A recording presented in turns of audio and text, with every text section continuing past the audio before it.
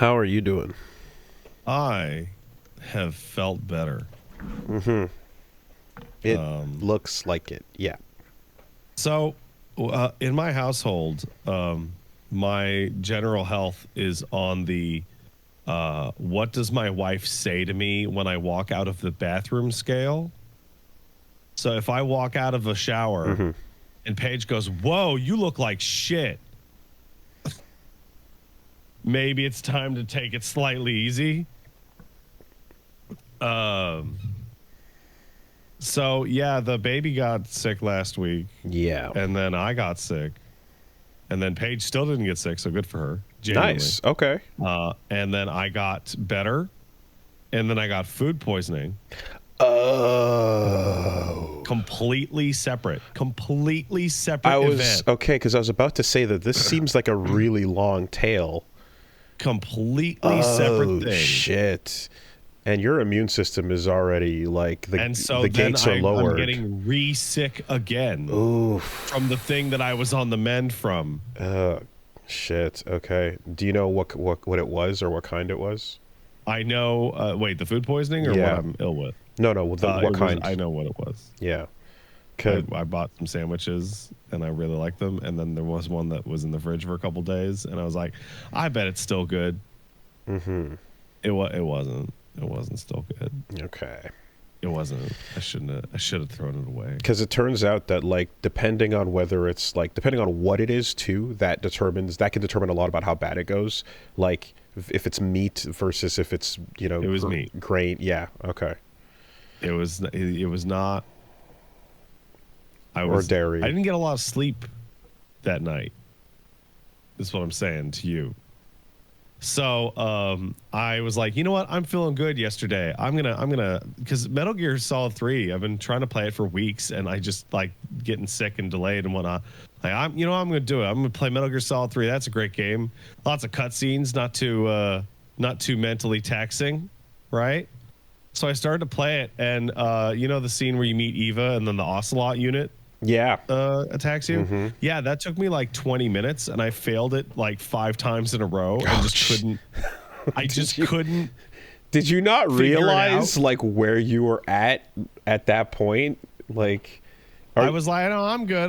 When you lock in, you kind of just like faded out. And then I'm like, oh, I should focus up. And then I'm like, I'm having a really, really hard time focusing up. Like very, very difficult time. And then I just bailed on my show after like fucking an hour and a half. Yeah, okay. And then I went to bed, and then I slept 12 hours. So there's definitely a once the stream is going and on, there's a like a bit of a shield that goes up where I feel as if you can't tell when you're fully tired until you get up after you're done. Right? That's right. And I liken it to if you're sitting at the bar drinking, you don't feel it until you get up to go pee. That's right. So it's one of those bits where if you're starting to fall apart, but you're still on stream, you might not actually notice until it's too late. I can do this. And then I'm like, this is really hard. Why is it so hard? So that's gotcha. Cool. Okay. Paige is doing well, and the baby is like 99% on the mend. He's still walking around going hit a little bit, but I'm just being a big sick baby. So I pulled down my schedule for the week, and it's now like every day I'll wake up and go maybe. But that really annoys me because I want to get back to streaming, and being sick is lame. Yes, it's cringe. It's extremely cringe. But that's what's going on with the inside of my body. It's not happy. Though I will say there's an Osmosis Jones adventure happening right now. Yeah, a little bit. I will say I did have a good piece of news, which is, when you've had this nagging cough and then you finally do the big cough and you get a lot of it out, and it's out, and you're like, oh yeah. And then you do the test, which is you look at it on the tissue. No, because the color is going to tell you how bad your day is going to be. Sometimes they ask you that. Sometimes the doctor asks you the color. The result is normal. Because I remember I would get like strep or bronchitis, and if I coughed up, it would be black. And that is the wrong color for your mucus to be. Yeah, well, okay, you're not you're not blighted with consumption. I don't have the consumption. If you're coughing up black, I think you're in the wrong century. Yeah. Okay. Well, so that's what's going on with me. I did do some other things this week, but how are you, man? I'm okay. Are you well? Yes, I feel like I'm quite rested. I did definitely enjoy the extra days after MagFest to just like completely recharge and just rot.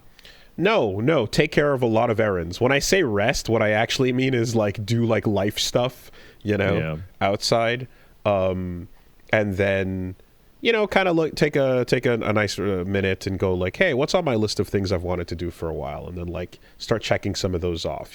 So that's all nice and kind of just relax a little bit. Try not to crash out too hard at the insanity that was the airport news the moment I finished telling the airport story last week. Yeah, that was not great.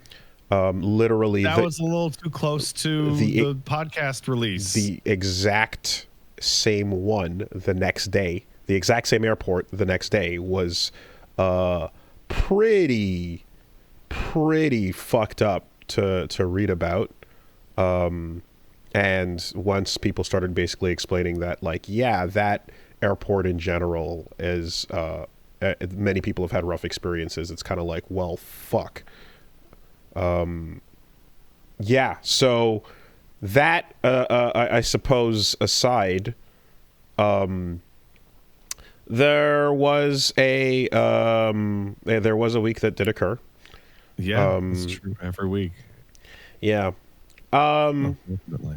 Do you feel like I mean, at this point you must, but like I feel many things all the time. It's like our life happens in weeks.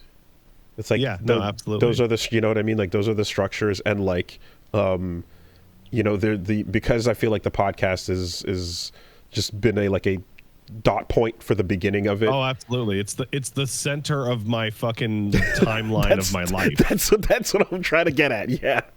It's kind of like, okay, like everything is a rubber band pulled back from the podcast, and then it's released on the day of, and then we shoot forward. And then we see if we can make that rubber band hit the next week. Yeah, 100%. It's a really weird feeling. But what's weird, but like here's what's weird about it is that I recognize this feeling because I used to have it, and it used to be called church. Oh, once a week. Is this your new church now? Where you're the pastor? Well, I mean, I guess that's where the bit naturally goes. Pastor Wooly the journalist? But no, I would say if you have anything in your life that you do once a week that you do long enough, it becomes a a mental like flag point that you wrap your brain around. And then you can start remembering like what was happening circa these particular points. So I guess I'll go into my stuff. I've got not a ton but a couple things.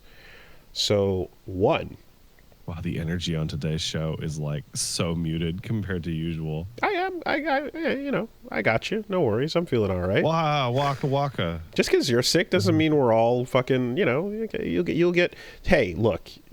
I can think of at least one news story we'll have to talk about today that'll get my blood going. Don't get your blood going too much because your insides still need to, empty out. And no, they're back in now. Okay. No, we're over the food poisoning stretch of it. Oh, okay.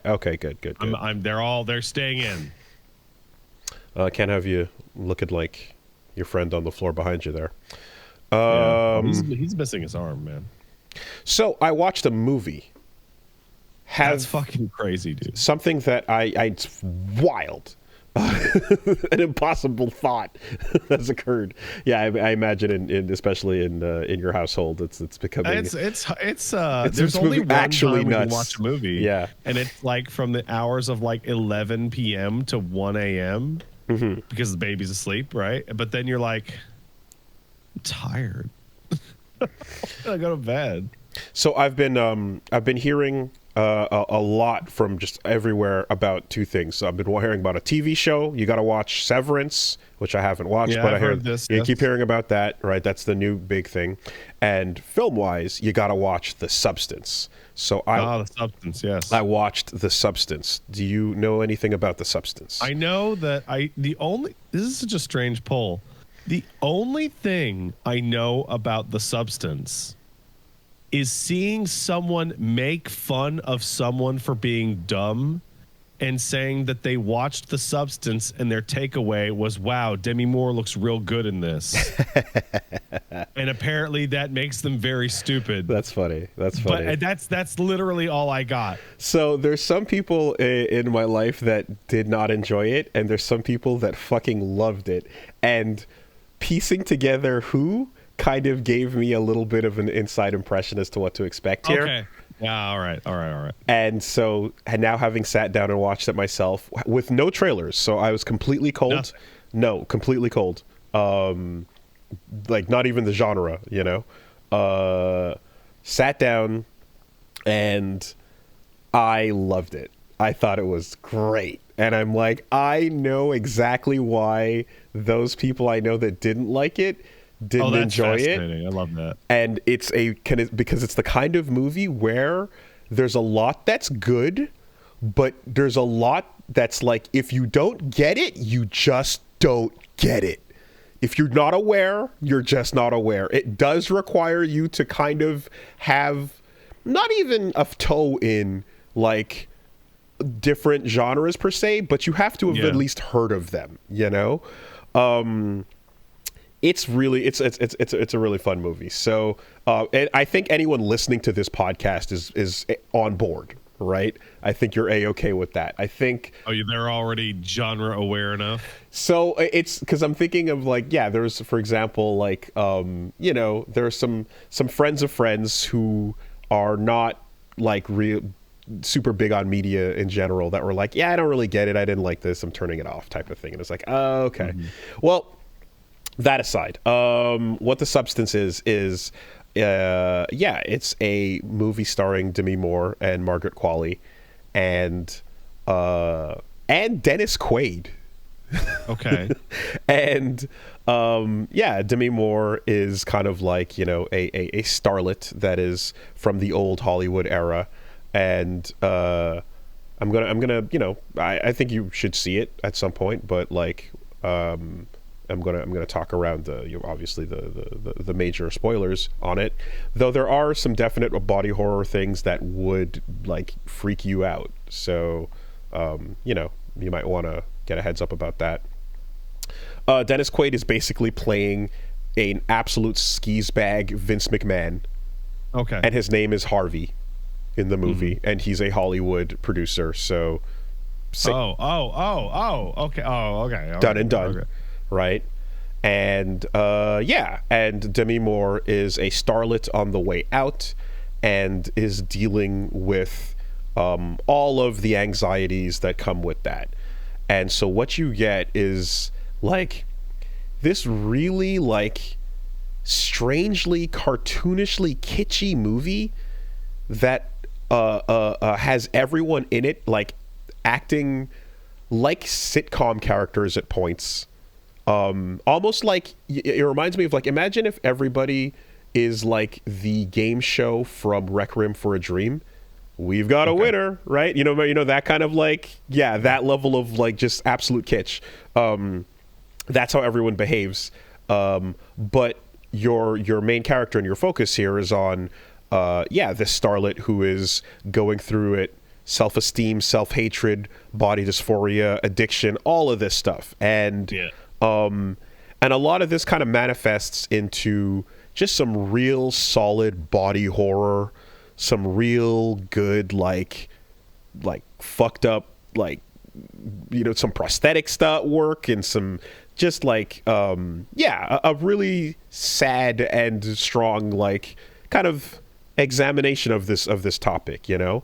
And a lot of that as well leads into So you've heard of It Follows, Yes. right? So that's kind of like a horror movie that is like a physical manifestation of an analogy.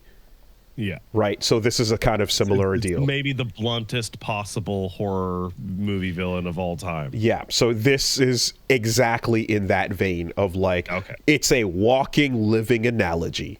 You know, you are somebody that can look in the mirror and see what you see and feel how you feel about what you see. But what's really cool about this is that, you know, so Margaret Qualley plays an alternate version of Demi Moore, and deep down inside of you, there's a person that's still you that makes the same choices that you would make if they were in the same scenario, given the same stimuli. But if you take that same person and put them in a different scenario, you know, like you might look at it and go like, I would never do that. And it's like, no, you absolutely would. You are still you. You're just saying that from this vantage point, but you know, you would have the same blinders if you were lifted and dropped into a different scenario. And yeah, it's a really great, you know, way to kind of introduce that. It's because it's also like, you know, pretty contemporary. You have this kind of like distant feel where some of the horror is delivered via essentially subscription loot box. Okay. with like packaging, you know, where you can open up the box and see like layer 1, oh, layer 2, there's an unboxing video here from my horror. You know, and don't forget to subscribe and open it up and get it delivered. You know, like there's a whole thing to that of like the convenient just drop off society of like, oh, like horrors beyond your comprehension, available easily straight to your door, you know.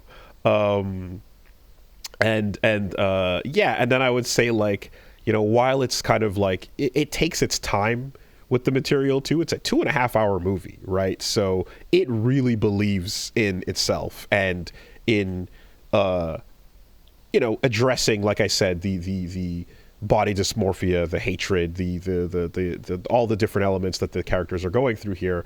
But in the same way that there is a person deep down inside of you that's still you, there is a genre deep down inside of this movie that's still the same movie, but is a different genre.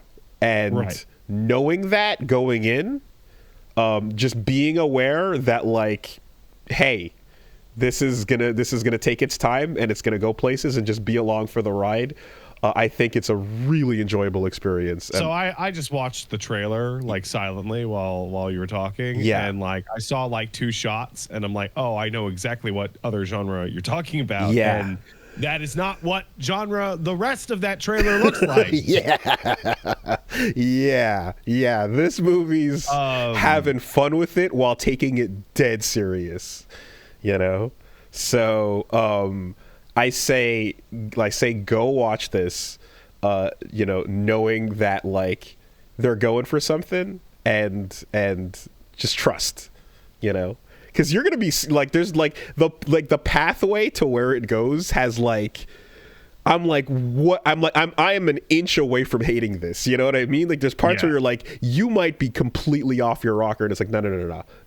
This is it takes a second, but it lands, you know. So absolutely go check out The Substance. And there's something too as well, like when they want to emphasize, like, you know, when you want to emphasize how there's a lot of, like, you know, again, focusing on self-hatred, but you want to emphasize like what self-confidence feels like, right? And there's moments in this where like you're shooting shit that's like, it's almost pornographic, but it's not. And it's not like, it's autoerotic. It's essentially, it's like someone being in love with themselves to the maximum. And like the camera is just all about you in yourself, you know, obsessed with yourself. It's really, really powerful at that. And then the last thing I'll say about it is a lot of my favorite movies and media in general, there's something that I always really enjoy, and it's when there's one scene that stands out as different from the rest of what's happening, but serves as like a thesis statement, you know? And like it's one of those things where like, yeah, a scene will come and it'll go, and it'll just tell you something about the character, and then by the end of the movie you're kind of like, oh, that was it. That was the whole thing right there in that one scene.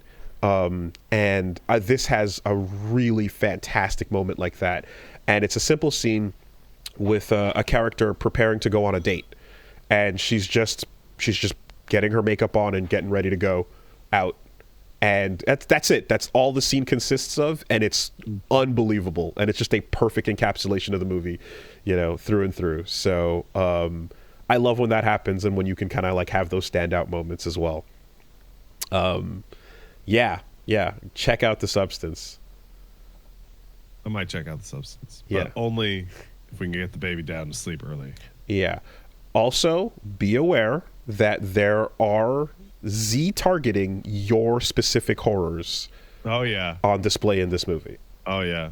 Just, yeah. Do with that information what you will, you know? Okay. I don't know if you can do the eye blur thing, or I don't know if you can, you know, get a heads up, but yeah. Nah, I'm good. Okay.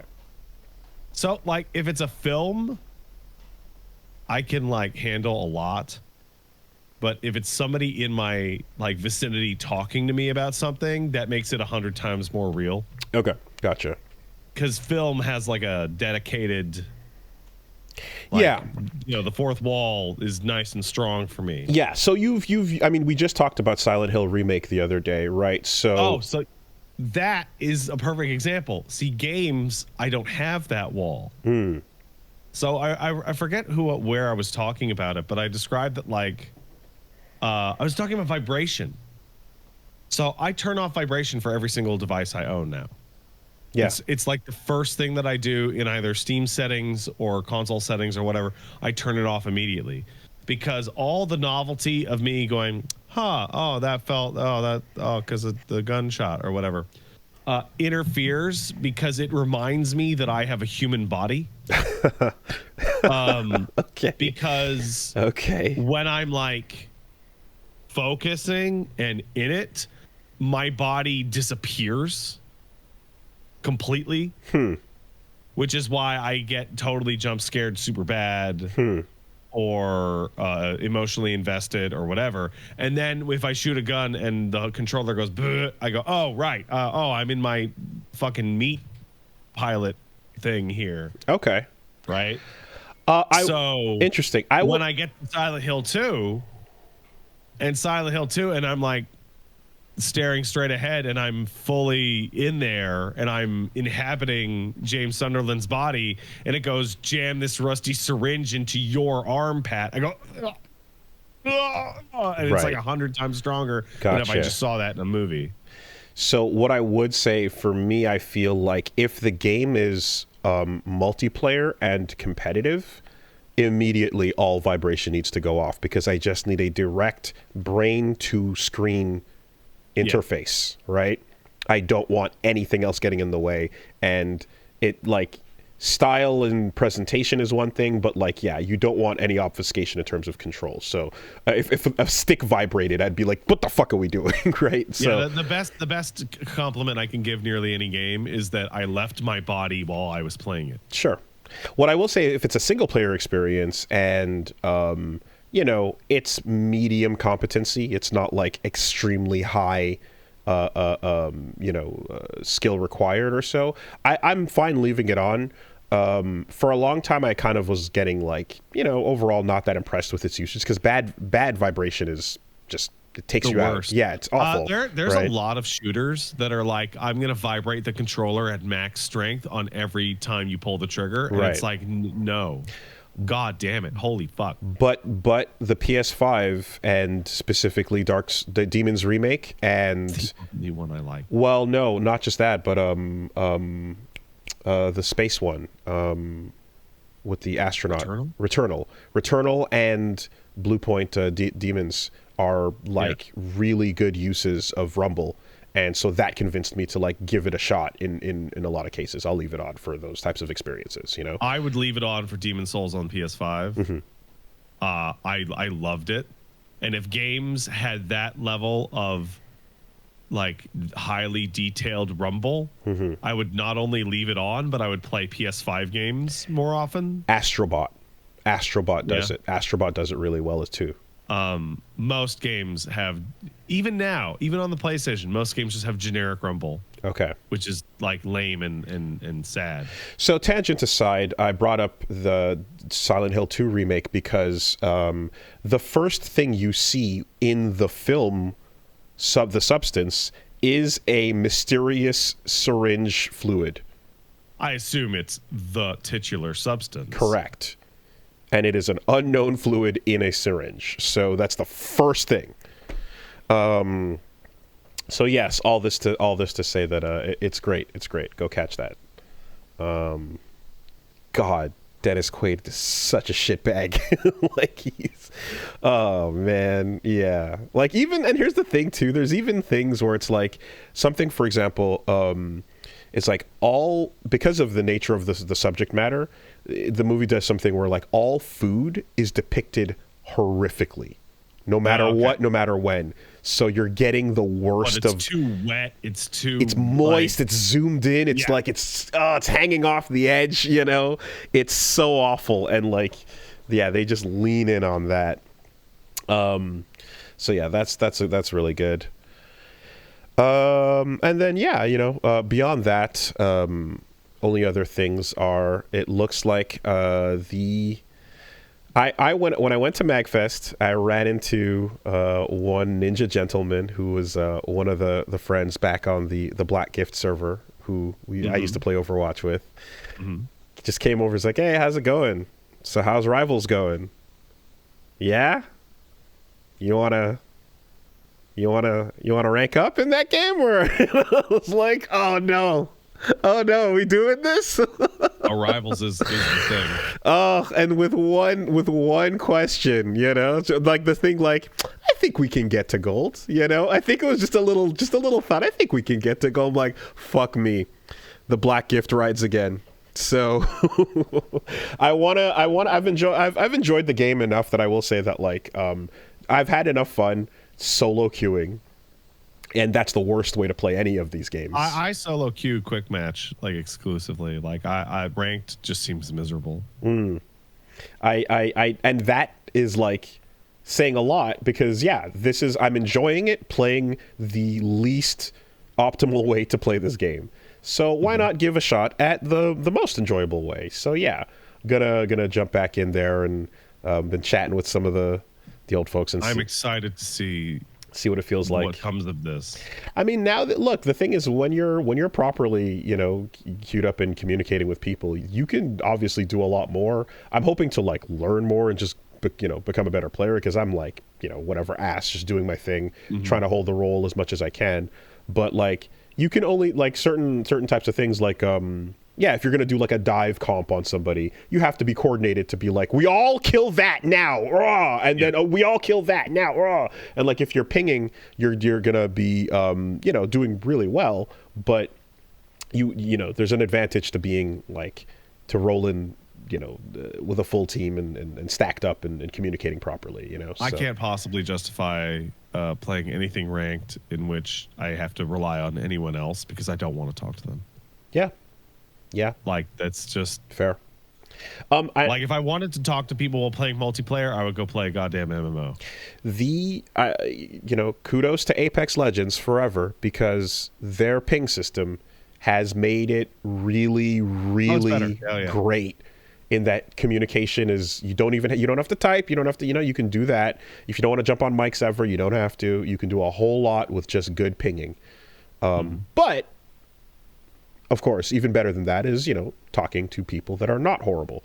So yeah. So like the main breakdown that I feel like ranked versus quick play is gonna, like, even on solo queue, has like this different, it's like a personality thing, and it depends on like what pisses you off the most. Because I saw somebody in the chat just say, like, I can't do quick match anymore because people throw so hard, right?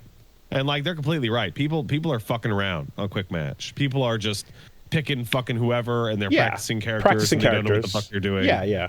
I And play that quick can be match really to practice. See, but I play quick match to practice a character that I don't know too well. Yeah, that's I to me no that's what it's for. So that doesn't bug me at all, right? What actually totally bugs me like crazy is going into a ranked match and somebody is trying really, really, really, really hard, and they're god awful. Like, I would rather you fuck around and be trash on a character you don't know how to play than someone go, I got Iron Man, don't worry about it, and then go 0-40. So, yeah, that's where I guess halfway through, you know, someone on the team will be like, hey, it's not working out, maybe switch, or maybe I can take that role over, you know, and or not, that's fine. Ultimately, though, in theory, if you are able to call that person worse, then you would be better, and with enough matches, you won't be matched up with people like that anymore. The other thing is that, like, when I was playing ranked, it's like I literally had to go support every single match. Okay. Because I would load in and everyone would Do you hover? Like, no, I'm getting in and people are all auto locked on DPS, and maybe there's one tank and it's like, I guess I should play support. And that was like every single match. I think, I mean, the game it would help if you could auto queue into like the thing you liked or so, and you know, that would be probably good. But what I will say is that, like, I quickly go to, you know, like Moon Knight, for example, but I'll hover, right? And you just wait for a sec to see if anyone else, and you can feel it out. And a lot of the time someone, I mean, we've talked about this a little bit before, but like if somebody is kind of like, no, literally, guys, if you don't let me pick this character, like, we're dead. You know, and you're like, oh, okay, all right, fine. You need it way more than I do. Understood. Let's go somewhere else, you know, or so. But now someone in the chat says that we are reinventing role queue, which is something that was like very bad. Was it Overwatch? Oh, I thought it would be handy to be able to say, like, I was looking for this type of thing. But is no, because it fucks up. It makes it so the matches take forever because people are grouping in different categories. Everybody goes like DPS or whatever, and then you just sit and wait. Well, wouldn't that be because the game is putting too much priority on that? Because I would say that it should grab people the way it does, like currently. But also, if you happen to indicate something before that step, you can prioritize that. So it shouldn't, hypothetically, what I'm thinking of would not make it so that you sit there and wait for somebody who's a support to finally show up, right? So I'm gonna break down the role queue thing with a little basic MMO logic on the side, because role queue exists in your MMOs as well, right? So let's say standard comp in whatever is 2 tank, 2 DPS, 2 support, right? It's not like right now, I think it's like 3 tank, 3 support or some shit. But let's just say it's equally split, right? So you institute role queue so that I would like to play DPS. So I'm going to queue up for DPS, and when there's a DPS slot available, then I will pick it, right? And it'll slot you in, and you will have to wait.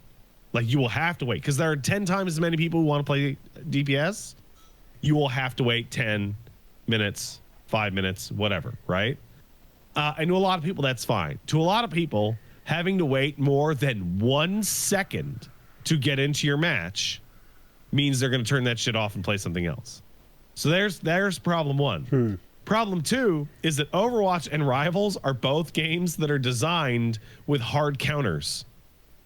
So, hey, this character that I'm using is getting completely stomped out by their composition.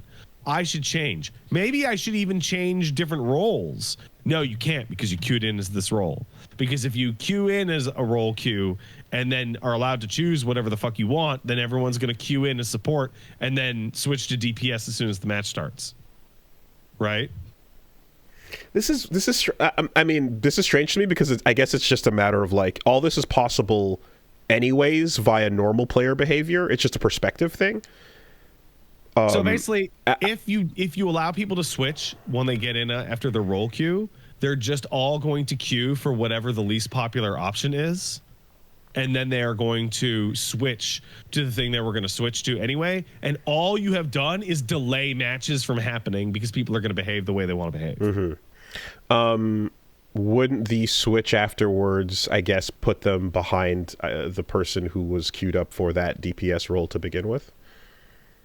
No, because I mean, do you let them switch or do you not let them switch? Well, I'm saying if your plan was to switch over to a DPS that's already taken, then you don't. Oh, but there's no people. I'm not talking specific characters. I'm talking role. Overall role. I'm talking about game with 6 assassins.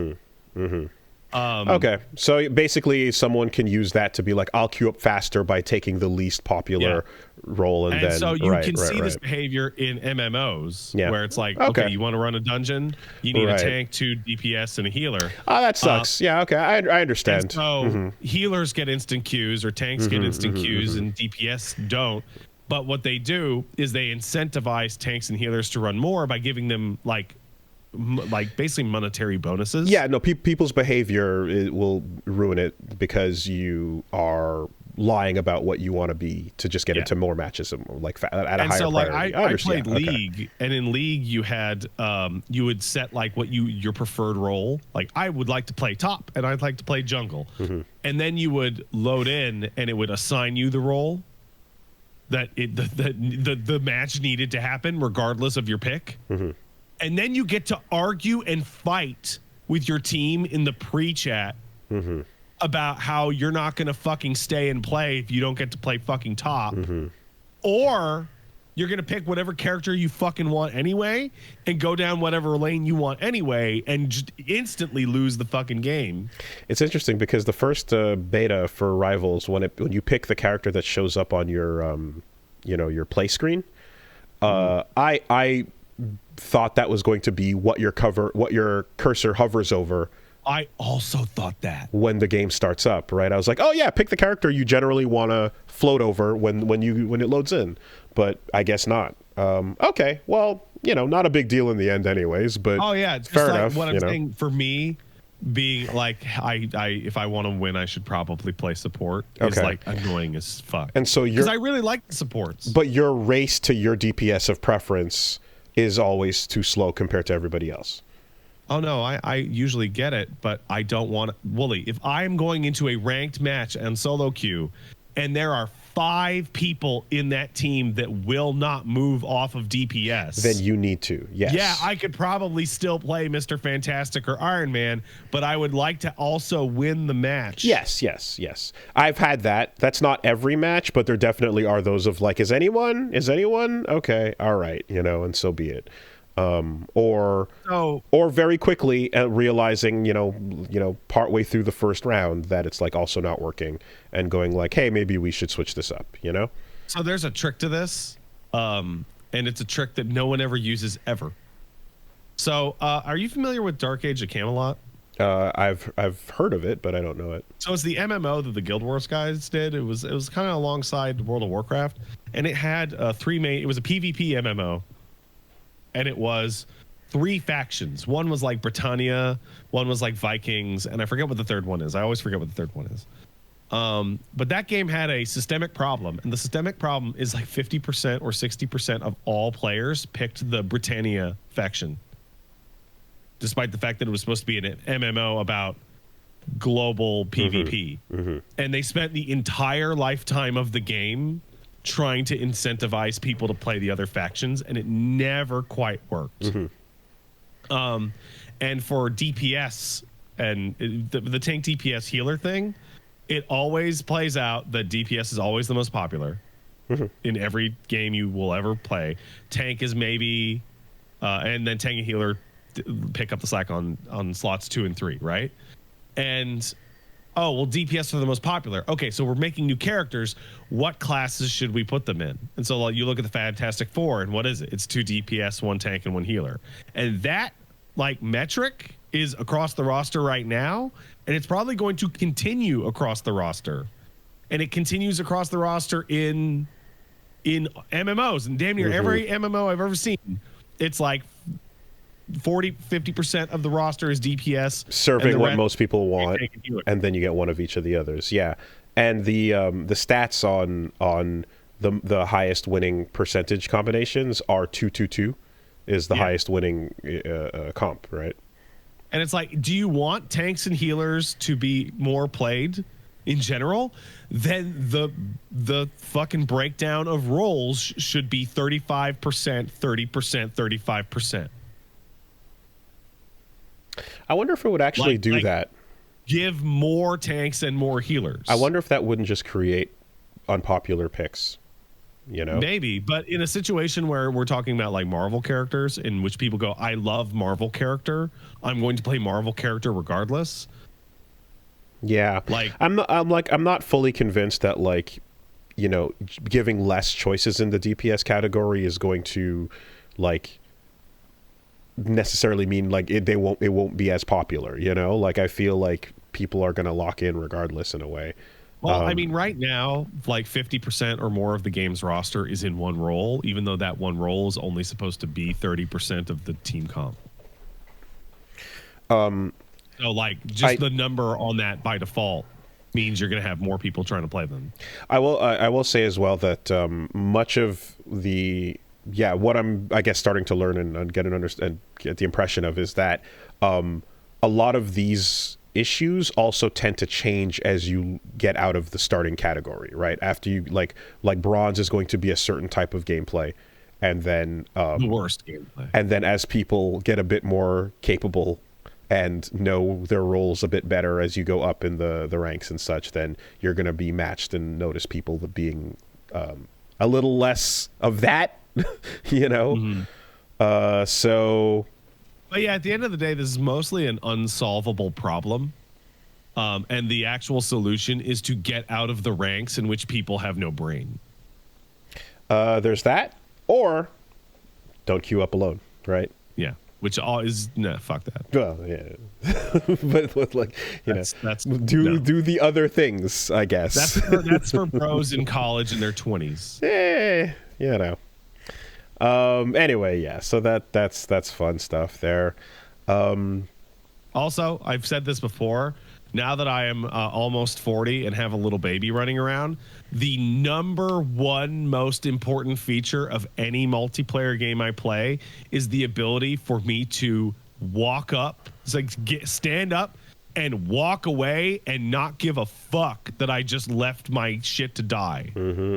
That is the number one important fucking factor, which is like, oh, you know what? Okay, I'll rank down my master points in Street Fighter 6. Who gives a shit? No, you're letting the whole team down. You're letting the whole team down. Yeah, the team of me and only me. Well, I mean, in team shooters. Yeah. So, yeah, and so, and then beyond that, of course, relevant to what you just described, I was like, what's going on with this, VF Revo? What's going on with VF5 over here? So I popped that in. It's a revolution. I took a look. It is really interesting to see a fresh coat of paint on an old-ass game. I think there's a real charm to the incredibly low fidelity sound effects and voices. They should have updated that somehow. I mean, it's always been weird, right? From the beginning, from VF2 even. I don't make it a habit to fight the elderly.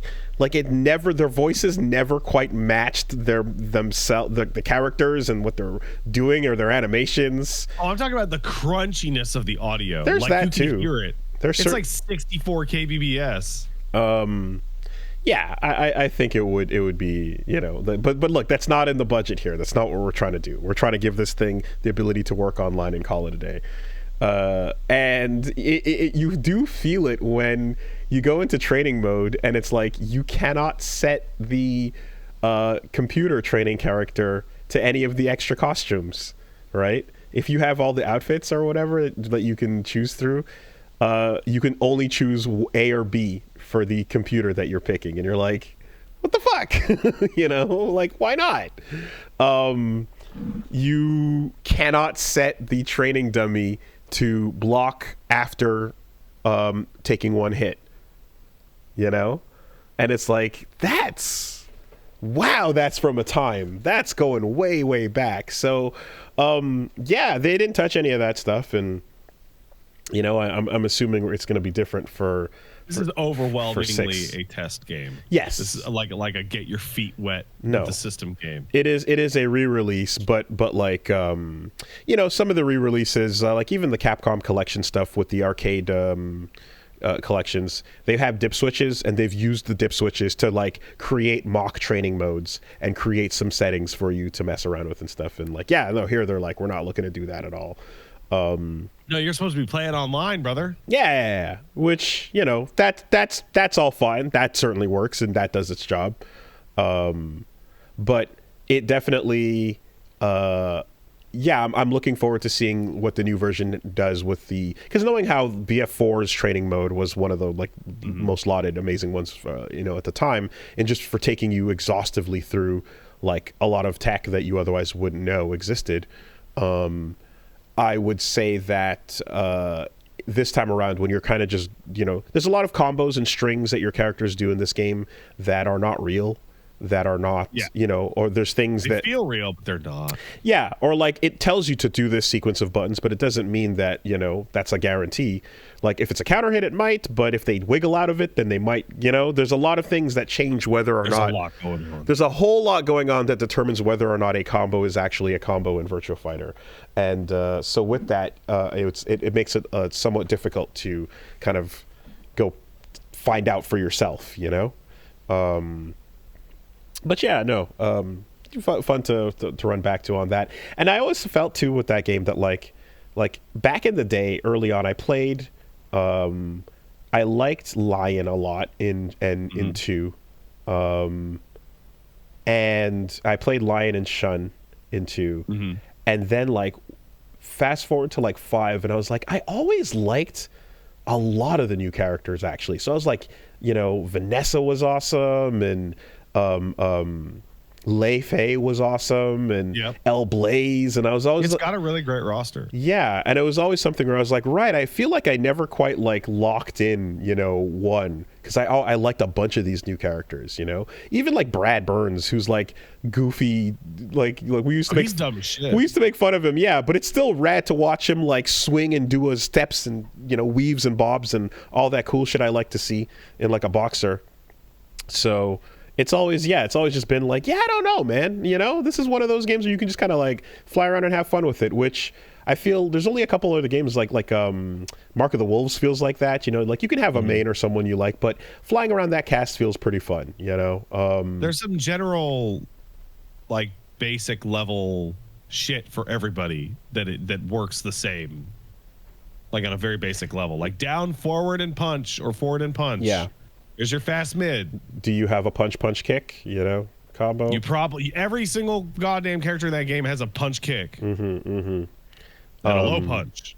It's also one thing that's kind of wild going back to it is how they've always been so fast, loose, and disrespectful about stage sizes. Virtua Fighter 3 famously had a Great Wall of China stage where you're fighting on a staircase, and it's the most busted, unfair bullshit because whoever's in player 1's spot is not at the same advantage as player 2's. Like you're just, you know, like you are above and you are below. Not everything can hit if you're above. A bunch of your shit's gonna whiff. It's actually asymmetrical, you know. However, in this case, it's like, okay, there's nothing like that. But there is still stages where like you can take like 2 steps behind you before you hit a wall, you know. So there's the iron taco, or the steel taco, which is like the Great Wall of China stage. Yeah, okay. Super high wall and open on both ends, and it's like fucking 8 feet across and super tiny. Going, yeah, it's really wild, you know. And you're kind of like, what? Like I don't know that any game has like stuck to the stage is as involved here, you know, in their later iterations.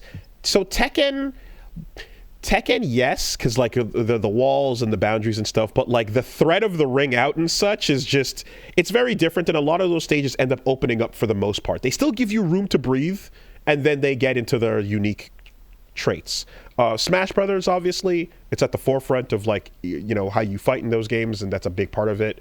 But it feels like a lot of games have like, you know, either every stage is kind of the same, or you relaxed, you know, how much space there is before the uniqueness steps in. Yeah. And in this game, it's like, no, like, it's right away. It's right up that wall is on your ass from ready, go, you know? Like Virtua Fighter is the kind of game where if you knock someone down and you hit them with a grounded throw, you better make sure it's the right one because you might stand up and fall out of the ring. Exactly, right? And so I'm reminded of, early Soul Calibur also was insane with, like, you know, how aggressive some of those walls and ring outs would get. We'll see, because we've only seen a little bit of footage, but like I wonder if 6 is gonna kind of keep that in mind or try to keep it like, no, you're gonna have a fight, but you know, if you get unlucky or if you really push your opponent, you know, over past the main area, they're gonna get ringed out or stuff like that. You know, are you gonna put the imminent threat in place? And it feels more relevant because characters like Aoi and Go are all about grabs and repositioning, right? Mm-hmm. So there's some characters that are like based on going for a ring out. So they don't get to benefit if the game has a lot of flat area and doesn't have a threat right there. Someone asked in the chat, and this is the most important question to many people, which is, how is the netcode? Did you play any matches online? Played online. Every match was great. So I played one match with someone that was yellow bars, and it hiccuped at the beginning, and then played the rest of the matches fine. So I ran a bunch of matches from people all over the world during the tournaments that I did on the day it came out, and those were really solid. I will add a caveat, though. Virtua Fighter 5 Revo's netcode is pretty great. I would say it's better than Tekken's. I would say it's worse than Street Fighter 6's. I'd say that everything's is worse than Street Fighter 6's. And we'll see what happens when 2XKO comes out. I bet that'll be the best. But your actual online experience, regardless of the netcode, will vary dramatically depending on what time of day you play, because there are about 1,500 people worldwide that are playing this daily. So I played at like 11 a.m. Pacific the other day and matched up with one really red bar Jean 4 times in a row, and it appears that he was the only person on the planet I could play with. Yeah, your netcode doesn't just have to survive, you know, distance and bad connections. It has to survive popularity. Like the time for Virtua Fighter 5 to be popular, it was fucking 19 and a half years ago. Yeah. There is definitely a feeling that, like, as you boot this game up, you're like, oh, this is on a timer, right? But the announcement that there is a new one coming kind of is like, but this is also on an extended timer because people who want to brush up for the new one are, you know, going to stay on until 6. I just saw an incredible post in our chat. The only thing Street Fighter 6 has is gameplay and netcode, bro. Yeah, that's it. That's all it's got. Yeah. That's so fucking funny. Yeah, if you have a friend that you want to play Virtua Fighter with, as long as they're within, like, you know, 1,500 miles of you, like, yeah, you could totally have tons of great matches all the time. But if you are looking to play it in the middle of the afternoon on a fucking Tuesday, oh, good luck. Yeah, someone just asked, how old is this game? The original Virtua Fighter 5 release was 2006. So this is... And the arcade version was 2004, 2005. You know, like 2 decades ago. Like, It is literally 20 years old. I mean, yeah. Well, on that note with 6, though, hey, at least they did announce that they're finally going to start paying attention to Fighting Ground, right? So Capcom basically put out a statement going, you know what, everybody? We're going to focus our next content on costumes and stuff for the main characters. We hear you. We understand. Because, thanks. Yeah, it was getting pretty stupid. But it's going to have to wait till next year because obviously our current development pipeline is what it is, you know. Sure. In any case, though, yeah, so that's pretty much me. You know, Substance, Rivals, VF5. So I'll be picking back up this week. We got some stuff to return to. Obviously, Cyberpunk awaits, as does 1,000 Times Resist. So yeah. Man, both of our schedules have been just bitten blasted by trips and illness and breaks and like. I've been on MG. I have only beaten the Virtuous mission in Snake Eater for like 2 weeks. Yeah, I mean, and I blew through all the other Metal Gear games in like fucking 15 days. Hey, you know, there are priorities. There's stuff to do. So, you know, we'll be coming back and doing what we can, but I'm no longer feeling bad about it. I loaded into my Metal Gear save and all the food I had was rotted. Yeah. There you go. The game mechanic to remind you how long it's taking. It shamed me. That's funny. Yeah, no, you know, can't weigh too much on that. But yeah, gonna post a schedule up on my Blue Sky. So Wooly Versus on Twitch and on YouTube. Yeah, I mean, anything for your side? So I went back to I think, did I mention that I went back to Hi-Fi Rush on Rhythm Master New Game? Yeah, I did last week. So I beat 2 more levels. And if you can beat that game on very hard, you can beat it on Rhythm Master. Because it's just very hard mode, but you die when you hit D. So yeah, keep trying. Like it's not an extra level of difficulty on top of that. That game remains like the best. It's just the best, man. It is just bursting with delicious quality on every second. Hell yeah. When you die, is it a quick? Did you get back to where you're at quickly? No. Okay. Which so all the fights in Hi-Fi Rush that are really hard are ones that the villains talk to you beforehand. Okay. So like the AR missions against Zanzo, where you go into the room and he projects a different reality, those all have like a minute of chatting right before you start. And those are the ones that I got hung up on. And it's like, damn. Okay. Well, you need the break anyway. You need the break. But yeah, just incredible. Just amazing. I will say that like a couple of the first 2 levels are actually harder than the 3rd and 4th levels because you only unlock parry in level 3. So you have to be able to just rush your ass off in the first 2 missions to get your points up, because the biggest threat is you can't hit an enemy fast enough and then you die instantly at the start of a fight. Oh, okay. Because your score starts at C and starts to tick down. Right.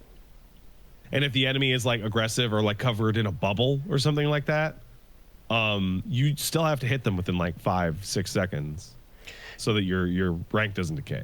Yeah, I asked last time, but I'm very curious to see what the difficulty does for Corsica. You know, how like the parry fight doesn't do shit. Like, because Corsica requires like, because as you go up from normal to hard to very hard, like the timing strictness on all the beats gets harder. But there's an upper limit on what they can do to that fight. Yeah, no, that's like the current timing feels like parry timing. Yeah, so that's kind of it. I'm like, is there other, like, they're not going to put extra content there necessarily. Yep. So yeah, I'm curious how they approach it. You know, yeah. So Hi-Fi Rush is incredible. Still, I also took a very quick look at something called Eternal Strands.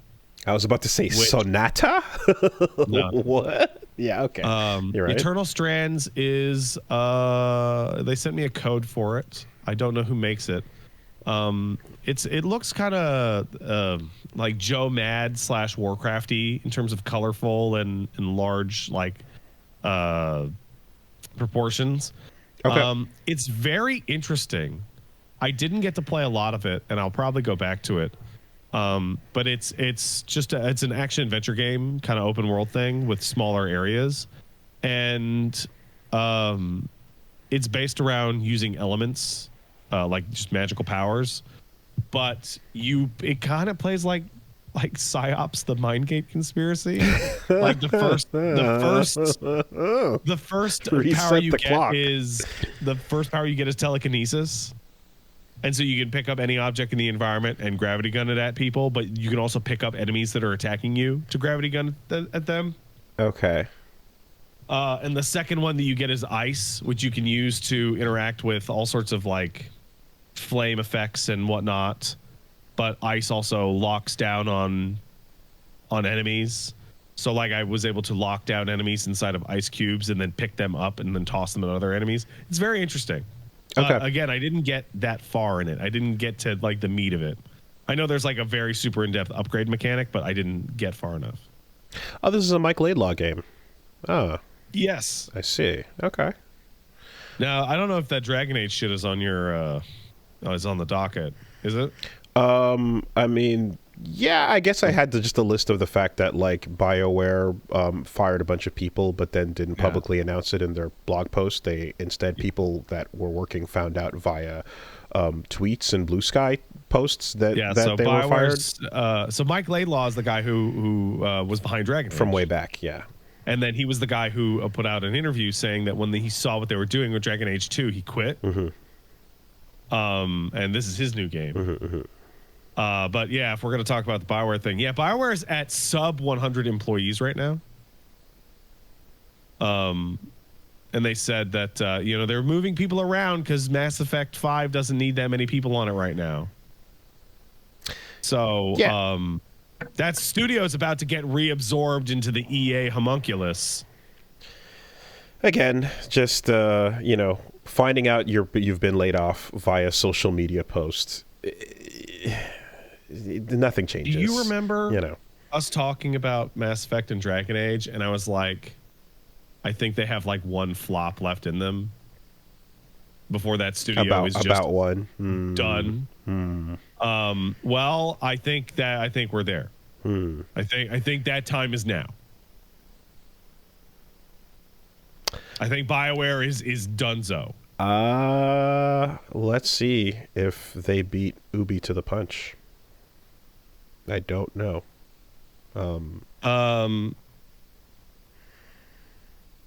What else did I do? Apparently what I need to do is help the dog go to the bathroom. If you'll excuse me. Oh, BRB.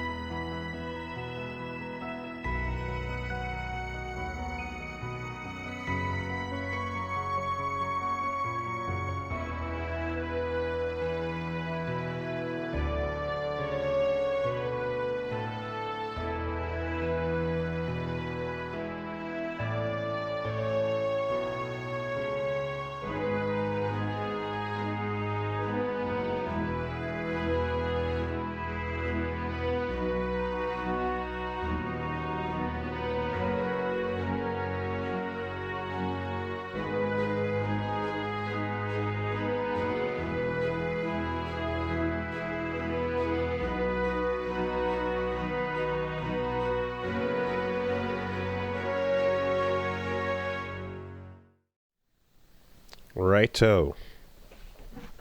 What the hell is talked about?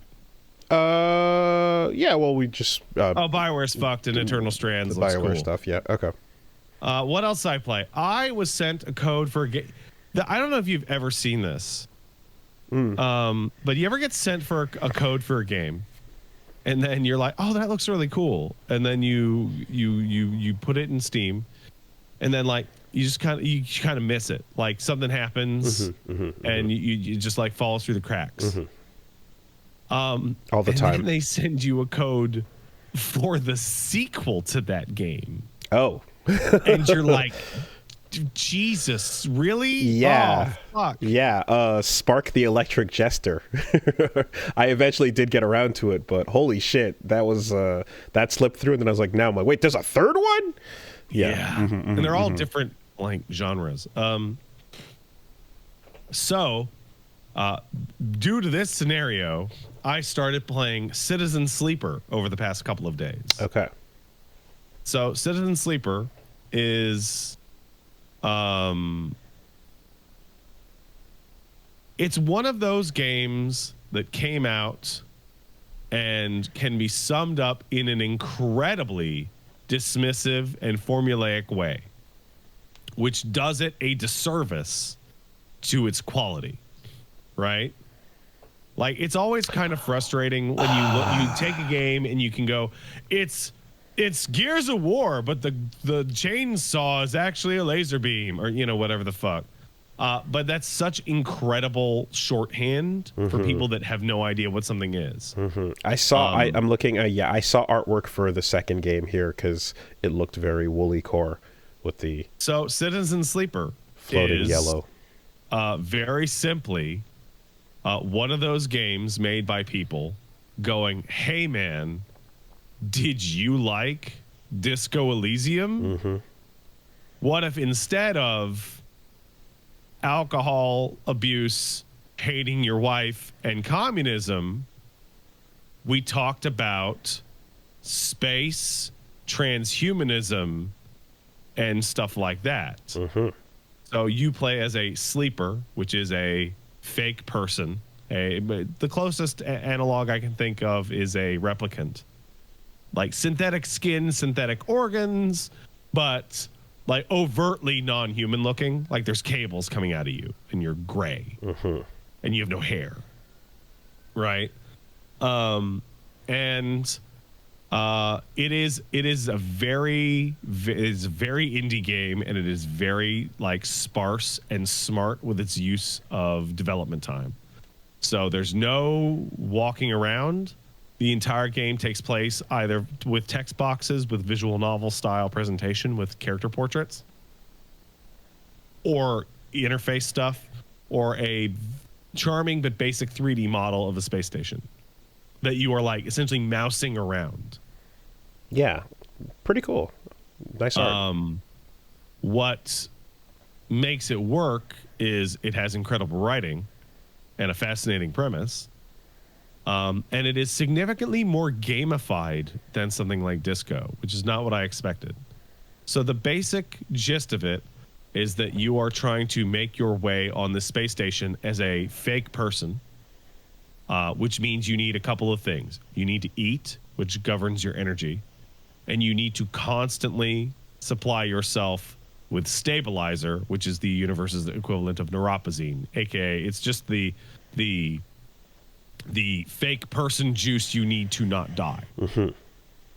And every single morning you wake up and you are given 5 dice rolls, and those are your 5 dice rolls for the day.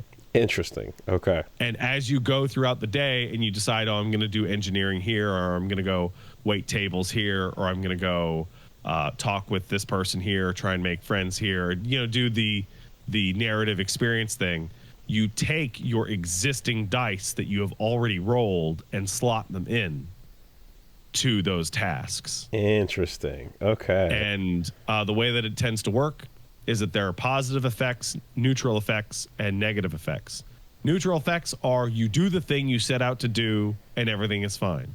Positive effects is that you do the thing you set out to do and maybe you got some extra money out of it, or the people there liked you more, or you progressed faster, or what have you. And negative effects are not only did you fail, you hurt yourself during the process, and it decreased your health or your energy. Is it that there are many things to roll dice on and you're picking which ones to spend, or is it that you've already rolled and you know the dice outcome and you're choosing where to put each outcome? You at the top of the screen when you wake up in the morning, you see your 5 dice. And the outcomes? No, not the outcomes. Because the way that it works is a 6 is guaranteed positive result. Yeah. A 5 is 50% positive, 50% neutral result. And as you go further down the dice roll, a 1 is 50% neutral and 50% negative. Okay. So negative can harm you. Right. I'm looking at it and I'm seeing like, yeah, if you have like the 5 you're picking from, once you slot them into the spot, like you get that outcome for whatever that's showing. So if something's quite important, I'll throw a 5 or a 6 on it. Right. But if I have them, you wake up some mornings and you got a 1, a 1, a 2, a 3, a 1. Is it random every time? Well, I'm not getting nothing done today. Is it random every time? It is random every day. Okay. And on top of that, as your health goes down, there's your 5 dice rolls are all stacked up next to each other at the top of the screen. And above the dice rolls is your stability, which is your health. And as your stability decreases, you earn less dice. So at full health, you get all 5 dice for the day. At 80% health, you only get 4 dice. And so on and so forth until you are on the verge of death, and then you are having to manage 1 dice a day.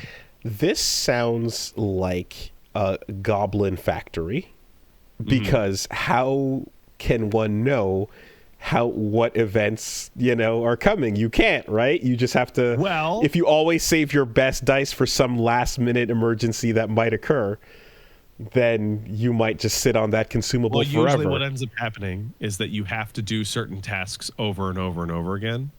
So if you are going down to the shipyard in order to help out at the shipyard, in order to hopefully get a spot on an engineering crew, then you have to help out with the shipyard like 8 times. And so when you roll it a couple times, you will see, if I fail this outright, I lose energy. That's not that big of a deal because I can just go get more food. Okay. But some of them, it'll say safe, risky, or dangerous.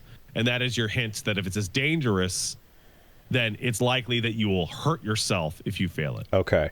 See, I would say one of the hallmarks of being truly Disco Elysium, is not just in, tone, style, narrative, approach, and so on and so on, but I would say that failing into better content is also a very awesome Disco thing, because happening early on in that playthrough, you learn and feel, if I fuck up a red check, awesome shit might go down.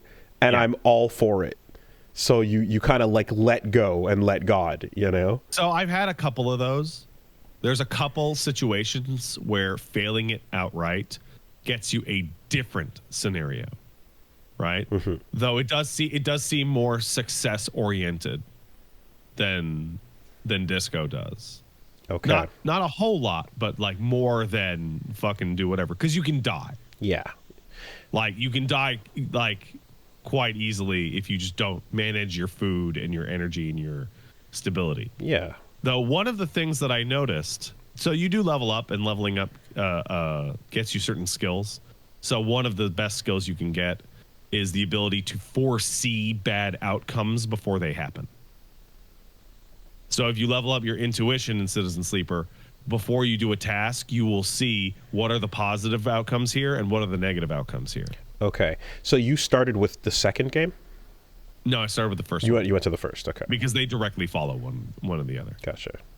And I read a couple of the Steam reviews before hopping in, and I saw a very, very common complaint. And I am far enough into the game to tell you that complaint is for real. And that is the very beginning of the game is extremely stressful. Okay. You don't know where to get stability to heal yourself. Okay. You can barely make enough money to eat food. There are multiple timed events competing with each other. And then you unlock places where you can make money more easily. Okay. And then you unlock skills that allow you to heal yourself with scrap that you can automatically earn. And then you learn that this place will pay you, but also give you energy back if you work there. And timed events become less stressful. Okay. And Okay. after the One of first these. 2 hours, I'm not stressing at all. I'm just waking up in the morning, go, all right, what am I going to do today? All right. And that may be thematic in terms of like ingratiating yourself to life on the eye, which is the name of the space station. I mean, the slug line I see is role-playing in the realm of interplanetary capitalism. Yeah. So it's a little bit of disco there. That puts it out there for you. Yeah. But like the someone asked, is this a wiki second screen game? No, I would advise you to play this game with absolutely no foreknowledge at all. Even lacking the foreknowledge that I'm about to say, which is the game's only issue that I can see at all is that some of the skills are horribly imbalanced. Like some of the skills you can unlock through the leveling system jokeify the game's systems. Okay.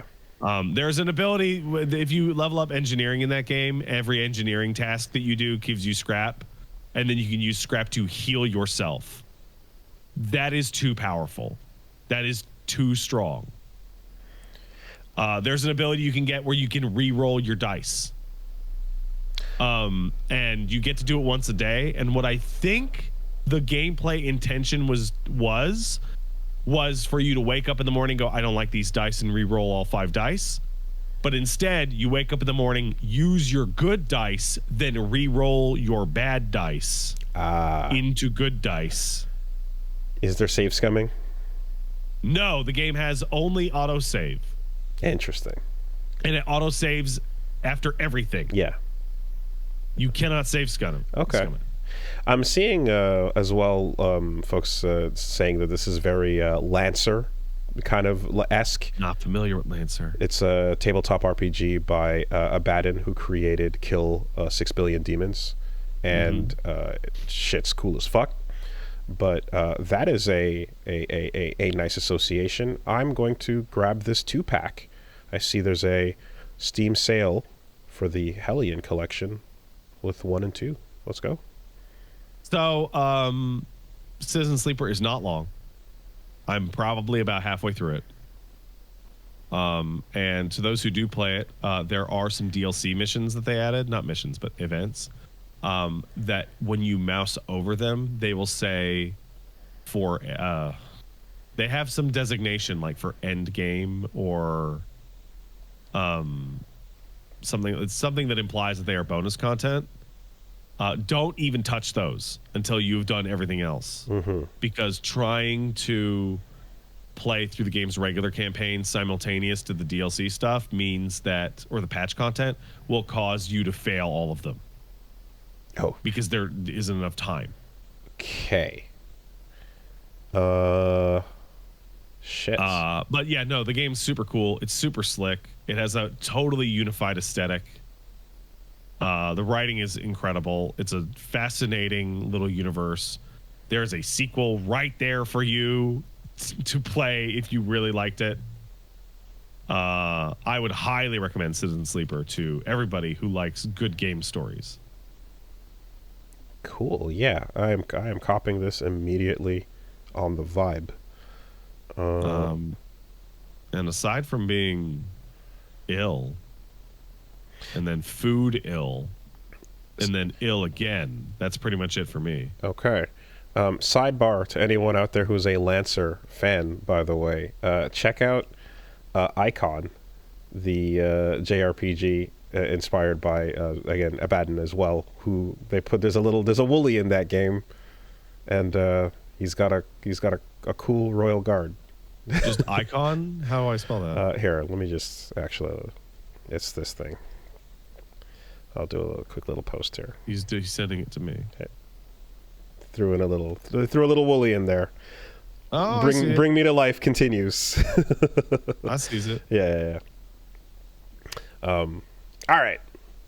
For me this week, my schedule is I pulled it down. It's going to be a day-by-day thing based on how I feel when I wake up in the morning. My current plan right now is there's going to be no rush to finish MGS3. If need be, I will just play MGS3 in Pirate Yakuza like next week or the week after, so tomorrow I'm planning on maybe doing Hi-Fi Rush or maybe taking a look at a game I got sent a code for called Enshrouded. But I'm gonna have to take it a little easier because you can probably still hear that I'm like audibly nasally, right? Mm-hmm. A little bit, yeah. I got the goo in the sinus. You ever try one of them sinus clearing devices? I have.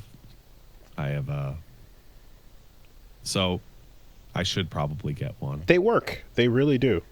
But they're quite unpleasant. So I had the neti pot for a while, and I never really enjoyed how messy it was because you just had to kind of commit to, like, you make the salt water, the mix, and then you use it, and you just have to commit to like snotty sinus water is just going to go everywhere. And it was, I forget the one that I used. I used one that's a large plastic bottle with a black top. The squeeze. Yeah. Like, no, you're going to get this shit the fuck out. Yeah. So, and I use that exclusively in the shower. So it kind of feels like you're waterboarding yourself. It feels like that a lot. Yes. I'll say this, like, if you're willing to check out your pharmacy and maybe spend buying a machine here, there's a thing, I think it's called a lavage, and it's a machine that does it. Oh, nasal lavage. And it literally goes input one nose, output the other nose, does the full flush. You use sterilized water, and it's clean, and then you just empty the thing afterwards, and you're good to go. So that's been my best result without all the gross mess and shit. It just kind of leaves a gross cup to pour out, and I'm very, very happy because I'm willing to do that more often because it's way less annoying and messy. So I should have done that yesterday because my nasals were bothering me. Yeah, I think that's what it is, but it's good. Anyway, I'm sick of being sick. I hit that moment. I described this when I had COVID, but like 2 days ago, I woke up and I was walking around. I looked at Paige and like, all right, I'm done with this. Yep. I'm done. It has now been too long. Fuck it. So a bunch of bullshit. Next time you're feeling good, make a little mental save state and go, right, I'm not sick right now. No, you're supposed to feel good. That's just the baseline. It's good to remember that, hey, I'm not sick. All right, well, let's take go down to twitch.tv/PatStaresAt, and I'll probably stream once or twice more this week. Let's take a quick word from our sponsors. I love you, sponsors. That'll make me feel better. There you go. This week, the podcast is sponsored by Turtle Beach. I've been telling about the quality of the headset that I've been using over on the couch setup over there. When I wanted to get myself all ready to go, I got me a Turtle Beach headset for gaming and streaming, and it has been years with that. It have been reliable and good. And now here it's like, oh, we got new shit coming out. Okay, I'm all on board because the Gen 3 Stealth 700 is the name of the headset that I was telling you about, where you connect it to your headset and or you connect it to your phone, and you connect it to your game or your console or your PC, and you can literally hear both at the same time. Absolute game changer for the ability to not have to switch between the two. I mean, you can already do that. That's a real convenient thing, and it has that tech as well, crossplay with the dual wireless transmitter system. But just being able to like automatically have the game and whatever I'm listening to or whatever call I'm taking also play at the same time, and the levels automatically adjust on both is fantastic. That's literally an ability that I've seen no other headset have, and it's my favorite part of it for sure. In addition to it being, one of those cozy over-the-ear headsets. I feel like a long time ago I got like piercings on like the top of my ear, and they were extra annoying to heal because dreadlocks will do that. Yeah. They'll complicate a healing process. And so, my over the ear headset selection, I've wanted it to be as comfortable as possible and as soft as possible, because I also sometimes want to be able to like lie down with it and stuff, and these have got the good soft cushions. So be sure to check them out. Yeah, for a limited time you can get 10% off your entire order with the code CASTLE at turtlebeach.com. Don't miss out. Stay warm and level up your game with 10% at turtlebeach.com using promo code CASTLE. Yeah, get in there with it. It's an 80-hour battery life.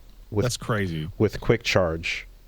You could listen to like 2 of our podcasts on that.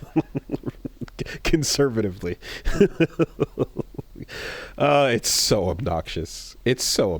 Anyway, God, I forgot which one of the podcast listing places has your show up by hours, and you just see like, don't show me that number, please. Yeah. So yeah, once again, turtlebeach.com and use the code CASTLE for 10% off your entire order. That's turtlebeach.com with the promo code CASTLE. Thank you, Turtle Beach. Thanks, Turtle Beach. This week, the podcast is sponsored by Shopify. That is the checkout to use. It is this checkout we have used. It is the one of the best ways to get yourself up and started if you are getting into an online business. If you're trying to figure out how to get your site off the ground, how to create a shop, how to keep track of where sales are coming from, where they're going, how you're shipping things out. Shopify is the #1 checkout on the planet. It's behind tons of successful online businesses as well, and they've got a award-winning support that keeps track of everything you needed with all that I need support, man. With all that support you're looking for. Absolutely. If you are trying to figure out how to get that first t-shirt out the door, or once you become once you are like a satisfactory kind of setup and you just got everything going in all directions and you're in control of it, and you want to keep track of like all the numbers and what's happening, Shopify is there for you at each step of the way. So they've been immensely helpful with the type of incompetence that we have to getting out to a like, hey, I don't know what I'm doing. Nope. They can help boobs like us figure out how to get merch done. So they can help anybody out there. So yeah, check them out. Upgrade your business and get the same checkout that we use. Sign up for your $1 per month trial at shopify.com/superbeast, all lowercase. That's shopify.com/superbeast to upgrade your selling today. Shopify.com/superbeast. Yeah. Boobs need underwire support. That's a good way to put it. Yeah, man. Very important. Thanks, Shopify. This week, the podcast is sponsored by HelloFresh. And hey, HelloFresh, how you doing? Would you look at that? You're getting your seasonal recipes right to your doorstep. And yeah, we got ours ready to go, all fresh earlier this week, and enjoyed. It is your #1 meal kit. If you've got not a lot of time, don't worry about it. These are there's 15-minute meals that you can have done in 3 simple steps, as well as these are you can eat better with some of these recipes as well. Whatever your selections or preferences are, you can choose from 50 wholesome, hassle-free meals each week that are going to show up fresh, never frozen. And yeah, they've also got some ready-made meals too. If you want, if 15 minutes is not what you got, if you've got 3 minutes, they've got that ready to go as well. 3 minutes. They've got 3-minute ready-made meals with high-quality ingredients and restaurant-worthy flavors. So, yeah, none of the work. You can minimize the prep. And, again, these are whatever your dietary preferences are. You can even go into the add-ons. You've got 100 that you can choose from with your weekly box if you're looking for a quick breakfast or a packable snack, beverage, or more. Whatever you're looking for specifically, you can get in there and check them out. Shout outs to the chicken pesto pasta. That is still the GOAT. Paige and I had Japanese curry just the other day from HelloFresh and was great. There you go. So get up to 10 free meals and free high protein item for life at hellofresh.com/superbeast10fm. That's one item per box with active subscription. Free meals applied as discount on first box. New subscribers only. Varies by plan. That's up to 10 free HelloFresh meals. Just go to hellofresh.com/superbeast10fm. So it's like 10fm is in 10 free meals.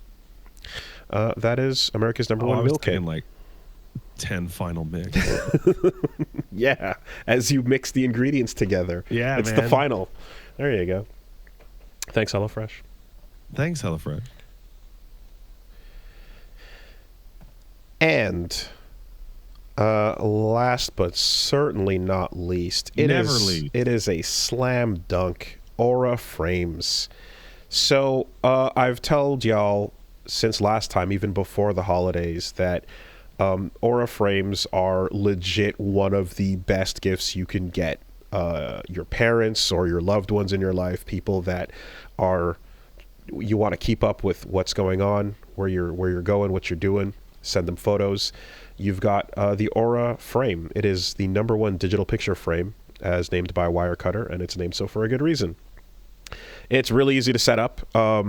At this point, again, I've gotten my mom, I've got my step-parents as well, each got them, and it's really simple to kind of prepare, get a gift message so that the moment they plug it in, they can see your personalized message to them. You can get the images that you want to load up in advance as well. So once they connect it to their Wi-Fi and plug it in, put it in place, it's a very simple process. So you can throw your images on these with your Wi-Fi?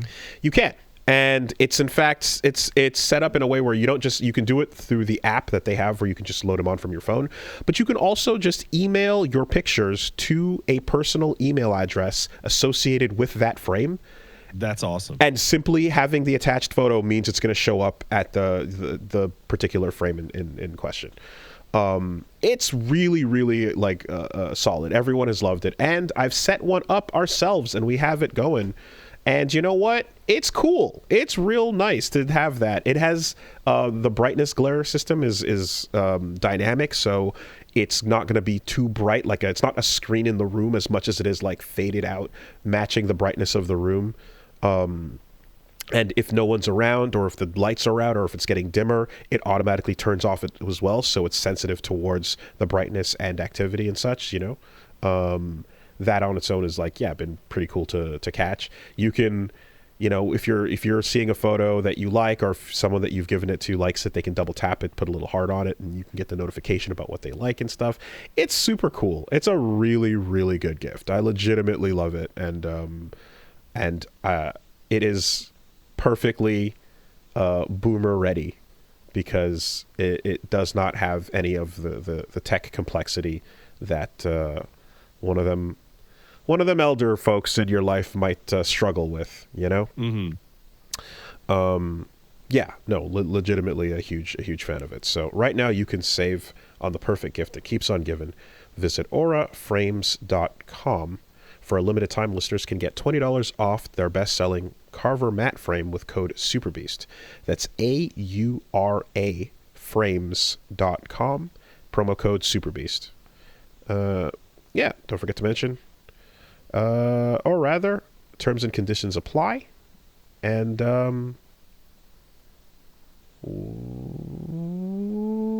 AURA frames.com, promo code SUPERBEAST. Thanks, Aura Frame. Thank you, Aura Frames.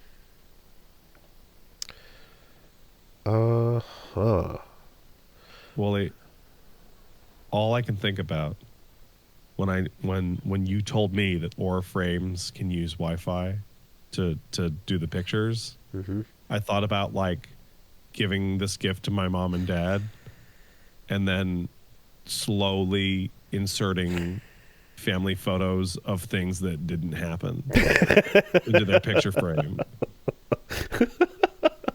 and then being like, don't you remember? Don't you remember when we went to Disney World like 8 or 9 years ago? Yeah, here's that old darts charger. You don't remember the charger? We had it up. Yeah, you know, Dad, you had this for years. like, look, you have a picture of it on your mantle. You're Dad. right What the here. hell are you talking about? Oh my God. You can't memento. Don't memento your parents. Ah, come on, it's funny though. It's funny to do. It ends just as funny as memento does. Oh yeah. All right. Well, let's get into it, shall we? What's going on, man? A couple of things are. How's the world this week? A couple of things are going on. All right. Well, right off the bat, how about this? That's all, folks. Multiversus is hanging it up. Wait, what? But that's Game of the Year Fighting Game 2022 and nominated Game of the Year Fighting Game 2024. How can it be hanging it up? Also, it was so great. It was nominated for the same award 2 years apart. And then misspelled by Jeff Keighley in the tweet announcing it. So it's like the name of the one that was better than everything that came out. And yeah, not surprising. They've announced that the next season is going to be the last, and that'll be it for the foreseeable future. So yeah, KOF 15 in shambles forever. Here's the thing. They've announced that once the final season is done, you'll be able to play it offline. So it continues to exist in that regard. With all my local friends who love Multiversus. Yes. And I will say that is a way better outcome for posterity than just servers off, fuck you. But yeah. and especially given that, you mean the thing they did before? Yes, I mean exactly the thing they did before, right? So now they are saying that you, if you log in from now till there's a date in May, I believe, it'll create an offline version of the game that you can launch into that'll work without needing the servers. I have a question, Wooly. Yeah. How many characters do you have unlocked in Multiversus right now? I don't know. Whatever is there since the last time I booted it. Well, I hope you spend the rest of your time unlocking those characters before it goes offline, because you won't be able to unlock them after the game goes offline. And so this is where we get to the other half of it, right? People are understandably very upset with this news, particularly those who've spent money on the consumables that you use to get shit in this game. If you are buying them based on the idea that there's going to be an online season that continues or whatever the case is, okay, you're going to shut shit down. You're going to make it so that there's no more updates from here on out. People can play offline. Wonderful. Just give people refunds on those transactions, and then we're good. We're square. Right? That's all you got to do. Like the game will continue to exist offline for folks. That's great. Just give them the refunds on what they thought they were paying for, and then we have no problem here. So this is where it led to, basically the discussion has gotten everyone very mad at, like, I got the founders pack, I spent $100 expecting this and not getting it. Somebody in the chat points out that, like, the season pass that they put out was like the ultimate season pass was for 30 characters, but they never even made they never made it to 30 characters. That was listed in what you'd get there, right? And so there's a consolation that they're going to convert some of that into the other currencies, which you can use to unlock existing content right now. So if there's stuff, basically they're going to exchange whatever you had into something that you can use to buy or purchase or unlock more shit before the end. Audio listeners who can't see me right now, I'm making a metaphorical jerk off motion. Giving people a consolation prize for what they've spent is not enough. Give them their fucking money back because they bought something under the idea and premise that this is what they're going to get. You listed what you were going to get for that money. And you know what? For everything we talked about with Concord, at the end we did say like, hey, people got their money back, right? You have the ability to just put a bow tie on this, and that's the one thing. But is WB going to do that? I don't imagine so. Everything that we've seen here seems to just be like, hey, yeah, tough shit. Here's some fucking other currency, you know? So I was informed, this may be erroneous and people could let me know if this is incorrect, but I was told that the beginning of the end for Multiversus was the Marceline update, because they changed the way that you unlocked characters along the free path to leveling up in general by playing matches, and it would unlock characters, which seems extremely like straightforward. But the kicker was that you would unlock characters in order of release. Okay. So you don't get to choose. If you wanted to unlock the new character Marceline, you got to go through all the rest first. It would take like 300 to 400 hours of matches. Yeah. Now, another choice you could have, of course, is to just unlock everything for everybody as you're going out there. But that doesn't change the part where people specifically spent for a thing that they're not getting, especially when you listed the number underneath the pass. So, yeah, like it's one of those bits where I'm just like at the it could have been a like so long farewell. There's nothing else to it. Holding up my hand here for a second. Multiversus can hold on a second. Breaking news: they're re-releasing Onimusha 2. Is that why Susie popped in and said Mushnutters are going to have a good day? Maybe. By the way, the Capcom event is happening right now. Yeah, okay. In my other tab. Sick. All right. Well, that's better than 10 Multiversuses. I don't know much about Samurai's Destiny. I played Onimusha 1 as an LP, and I know 3's got Jean Reno. It's really good. Okay. Yeah, this Multiversus shit's a pile of fucking garbage. Yep, that sucks. That's stupid. And it's a massive pile of shit coming hot on the heels of the excellent use of money that was the Suicide Squad, which has also made it so that we're never going to get another Batman Arkham game ever again. So Warner Brothers just cooking on all cylinders with this live service shit. That's the end of the Arkham lineage. Yeah. Yeah. Did you? I'm kind of glad to see all these devs like crashing out on the live service thing. Did you? But it's also like it's terrible. Did you hear the spoiler? Which spoiler's that? I'm not going to say Suicide it. Squad? Yeah. Oh, that they're all fine after all. All the ones you killed were clones. Anyway, look.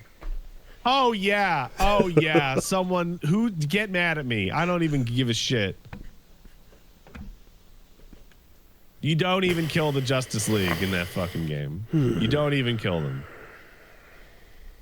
Oh, except Wonder Woman? Oh, that's so funny. Oh, wait. Man. Oh, okay. I didn't even know that. What? Oh, that's so funny. Fuck Wonder Woman. Holy shit. Wait, what? Oh my god. Wait, that one's real? That one's real. No. Oh man. Oh no. Oh. Why is that worse? If like Back everyone to the kitchen in hell with you, woman. Jesus. Yeesh. Oh god. That's so fucking funny. Jesus Christ. That's crazy. So hey, it's one of those wonderful things that disrespect. It's very short-sighted, because like when you totally give up on your live service game, I'll talk about FF14 for a good example, right? So they totally spent a ridiculous amount of money retrofitting FF14, right? And part of that reason, it's been like well known that like they couldn't leave this abject piece of shit with the Final Fantasy name on it, right? And before that original version of the game went down, they gave people subs away for free. And the reason for that is that if you completely shit all over people who bought into your live service thing, then you can't make another one ever again. Because people will remember that you shat all over them. So what WB is basically done in live service now. Like Sony ate the cost on Concord so that they could make live service games in the future. And then they decided to cancel all of them anyway. But like, yeah, no, with Multiversus and Justice League, like that shit is over. I don't think that like refunds like net you back your goodwill that has been torched. I mean, it helps, but it certainly goes a long way towards the next one. That's it. You soften the fucking blow because because it's disappointing that you didn't get the thing that you were looking forward to, but at least there's a slight no harm no foul to it. Yeah. Whatever. We're gonna laugh and make fun of the dumb next one shit, but like the dumb shit pertaining to like Concord. As we're looking at like the everything about how that game was developed and such. But in general, the feeling of I got ripped off is not in the hearts of the consumer versus the difference here with what WB is doing. Did you see the explanation? The dev came out and described like what happened to Multiversus, like why it ended up like that. No, they did this. It's a very excellent breakdown, and it's two parts. One is free-to-play fighting game is really hard because you can't sell power.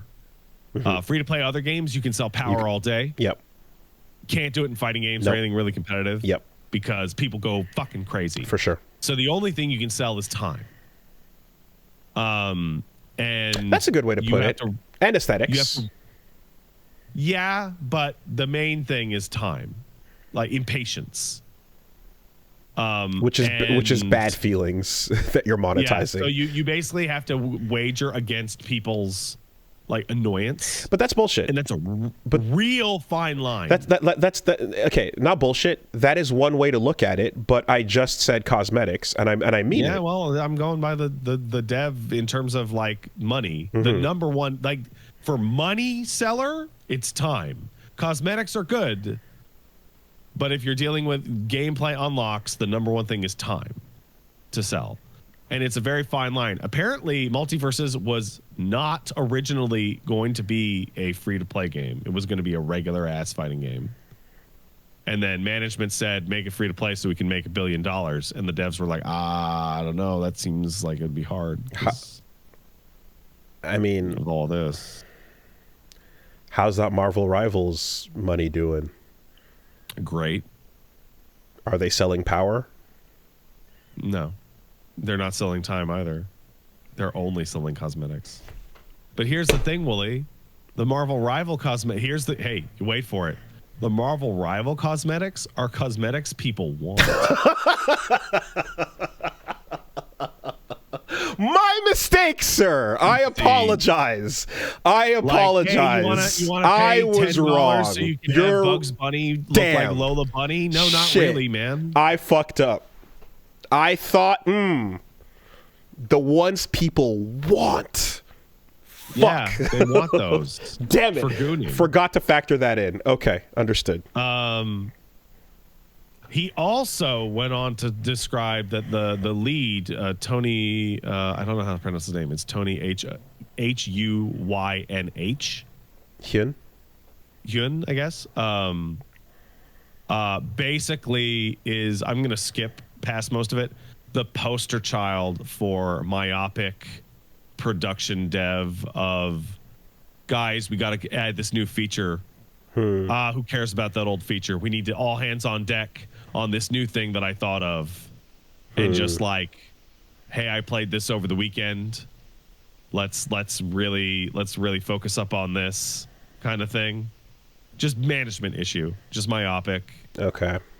Also, the switch to Unreal Engine 5 was like disastrous. They were never able to catch up on their QA pipeline switching to UE5. So the game did actually release the second time in a objectively worse state. Yeah, that doesn't sound great. I'm sorry, the open beta test for Monster Hunter is February 6th. What date? It's February 4th today. Okay. That's good to know. Am I getting it mistaken that was Player One the Slap City devs, or no? That was Ludosity, right? And I don't know who makes these things anymore. Okay. Yeah, I think I was. Oh no, they made Nickelodeon All Star Brawl. That's what it was. Okay, never mind. But all right. Yeah, the Multiversus was kind of fucking doomed. Yeah, the person running the writing was not good at their job. No, I mean the writing was on the wall from the moment it came back from fake beta, and then I've never seen a game come back from dev time worse. And that's it. The writing was on the wall. It sucks because it's kind of like the premise of a IP like driven smash that people want, that's full of stuff, is that's not a bad idea. Yeah. But execution's everything, in any case, like Marvel Rivals could be substantially worse than it is right now because it has Marvel characters that people are crazy about. Mm-hmm. But Multiversus, like, it had characters that people cared about, and like that first release was all right, and then the second release was like terrible. Yeah, and again, just like on the aesthetic bit, on the release bit, on the timing bit, like that's everything, if you're exiting like this, again, the one thing you can do here is, well, there are actually multiple, but like there's many things you could do. But one important thing you can do is make sure that people who spent money don't feel fucking ripped off. So yeah, so like the best thing that the Multiversus devs could do, and that is when they take the game online, they allow you to play local matches of Rumbleverse. Ah, now I see. Now we're talking. Yeah. I mean, look, and it's also clearly like that's a WB Games decision. That like they're like, give money back. What are you, insane? We're in the middle of burning our own house down for the tax credits, bruh. Come on. Yeah. Anyway, so there that goes. Light the arrow, knock and release. What else is going on? Okay. All right, we're gonna need some help on this one. All right, as we with it. We're gonna need to reach into the community that's beyond our expertise and knowledge here. All right, so we're looking to our live audience to help us out with this. Yu-Gi-Oh fans, I need your help. Okay. Can we confirm that the name of the new structure deck is, in fact, Blue Eyes White Destiny? Oh, yeah? Is this real? Oh, yeah? Because it sounds like the naming convention for the Blue Eyes White Dragon has sound like that. Has been applied to a new structure deck. And the art hits a certain way. And there's just hit a certain way. And man. there is a character on the cover of that box along with the Blue Eyes White Dragon, and she is revealing that she is the poster for Blue Eyes White Destiny. You know, it's funny because I don't even want to type that in the search bar. I don't even. That's okay. I got you covered. People are saying that the Japanese name for the deck is just straight up white power. Okay, well, because it's releasing. Like, if you don't want to search that, that's fine. Because this is releasing apparently February 14th, which is firmly in the middle of Black History Month. And what's more romantic than white power? If we have Blue Eyes White Destiny coming to Yu-Gi-Oh, just sign me the fuck up and let me know when Red Eyes Black Power comes out. I will play a structured deck called Red Eyes Black Power. I don't. And you should too. If you want Red Eyes Black Power, you need to start getting your paints and your lacquers out, and you need to start painting your Salamander Legion in your Warhammer 40K tabletop.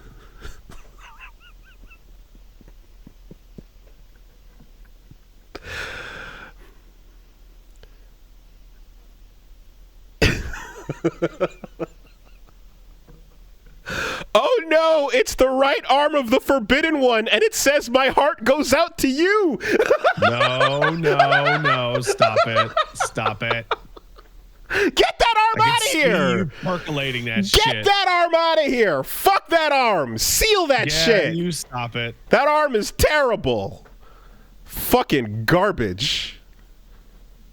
What a trash arm. Oh. Keep it forbidden.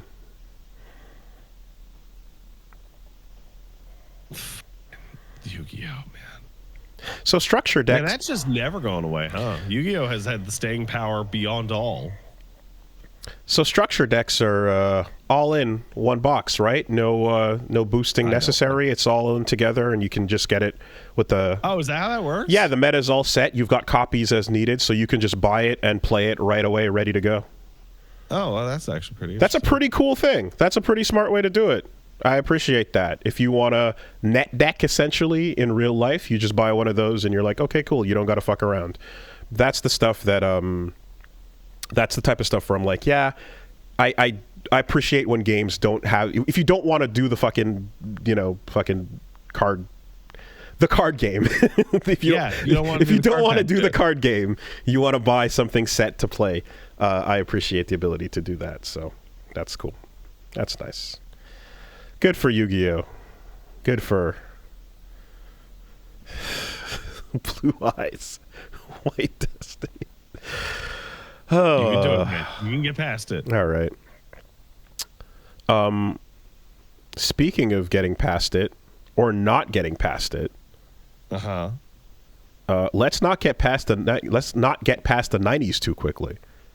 You click on that fucking opening credits for Devil May Cry? I did. So first of all, that's not the 90s. Is that the early 2000s? That's the aughts. That song came out in the year 2000, which is of note. Oh, that's the... Because Devil May Cry came out in 2001. There you go. Man! I know for a fact, Wooly, that the year that Devil May Cry 1 came out and you were playing it on your PlayStation 2, you were overhearing ambient rolling because The Undertaker was using it as his ringside theme during wrestling that year. See, I just thought that Roland was already out for a year or two when that game came out. But let's go. I will say... that is my immediate reaction upon hearing that song start out, watching the intro they dropped. I'm like, yeah, that works. That works. That perfect. Works. I got no notes on that one. And so apparently we've gotten further info that subsequent seasons are all going to be like time locked to the era that they okay, and great. Theme locked to the era as well, and so they're all going to be a little bit different from each other, and the music is going to be pulling from the eras that it came out in. So perfect. Fucking let's go. I don't know why, but I guess like I don't imagine I always think of like the budget on these things being like, we're not going to go pay for like some crazy big real track. And then you're like, well, no, but they do from time to time. Right? Yeah, well, Edge Runners, with Franz, like that shit was cool. You never know. Like I feel like it's always a nice surprise when you catch music that you don't expect to catch in whatever show you're watching. That's fun. And then Casey Edwards did a little remix, threw that up as well. The intro, of course, screen by screen, shot by shot, people have been... There's a lot of shit in it. Diving in, yeah. And I think Addy's confirmed this, like, hey, that demon up there holding Sparta, that's not Sparta. And then there's that bunny and he's holding Yamato, but it's like, okay, here's a bunch of swords, and like, oh yeah, it's got it's got every sword. Like, it's... I saw the Red Queen in there. Yeah. And just rest assured that, like, because Addy was out on before with the, like, hey, do you recognize this character from the stage play? No, we don't recognize the stage play. It's like, okay, the deepest cuts are all going to be there, right? The inside lore for anyone who is, because, you got the games, and then you got the books, the novelizations, you've got the manga, and then you've got, like, the stage play. You've got the art books, pre and post 5, which contain also, like, lore bits and drips and so on. I have somewhere the Western... Was it a Western comic? Or... I think it's a Western comic of Devil May Cry that with like kind of like painterly art style somewhere in this house. Like, there's a lot of wild, insane places. I have an incredibly stupid question that just formed in my mind.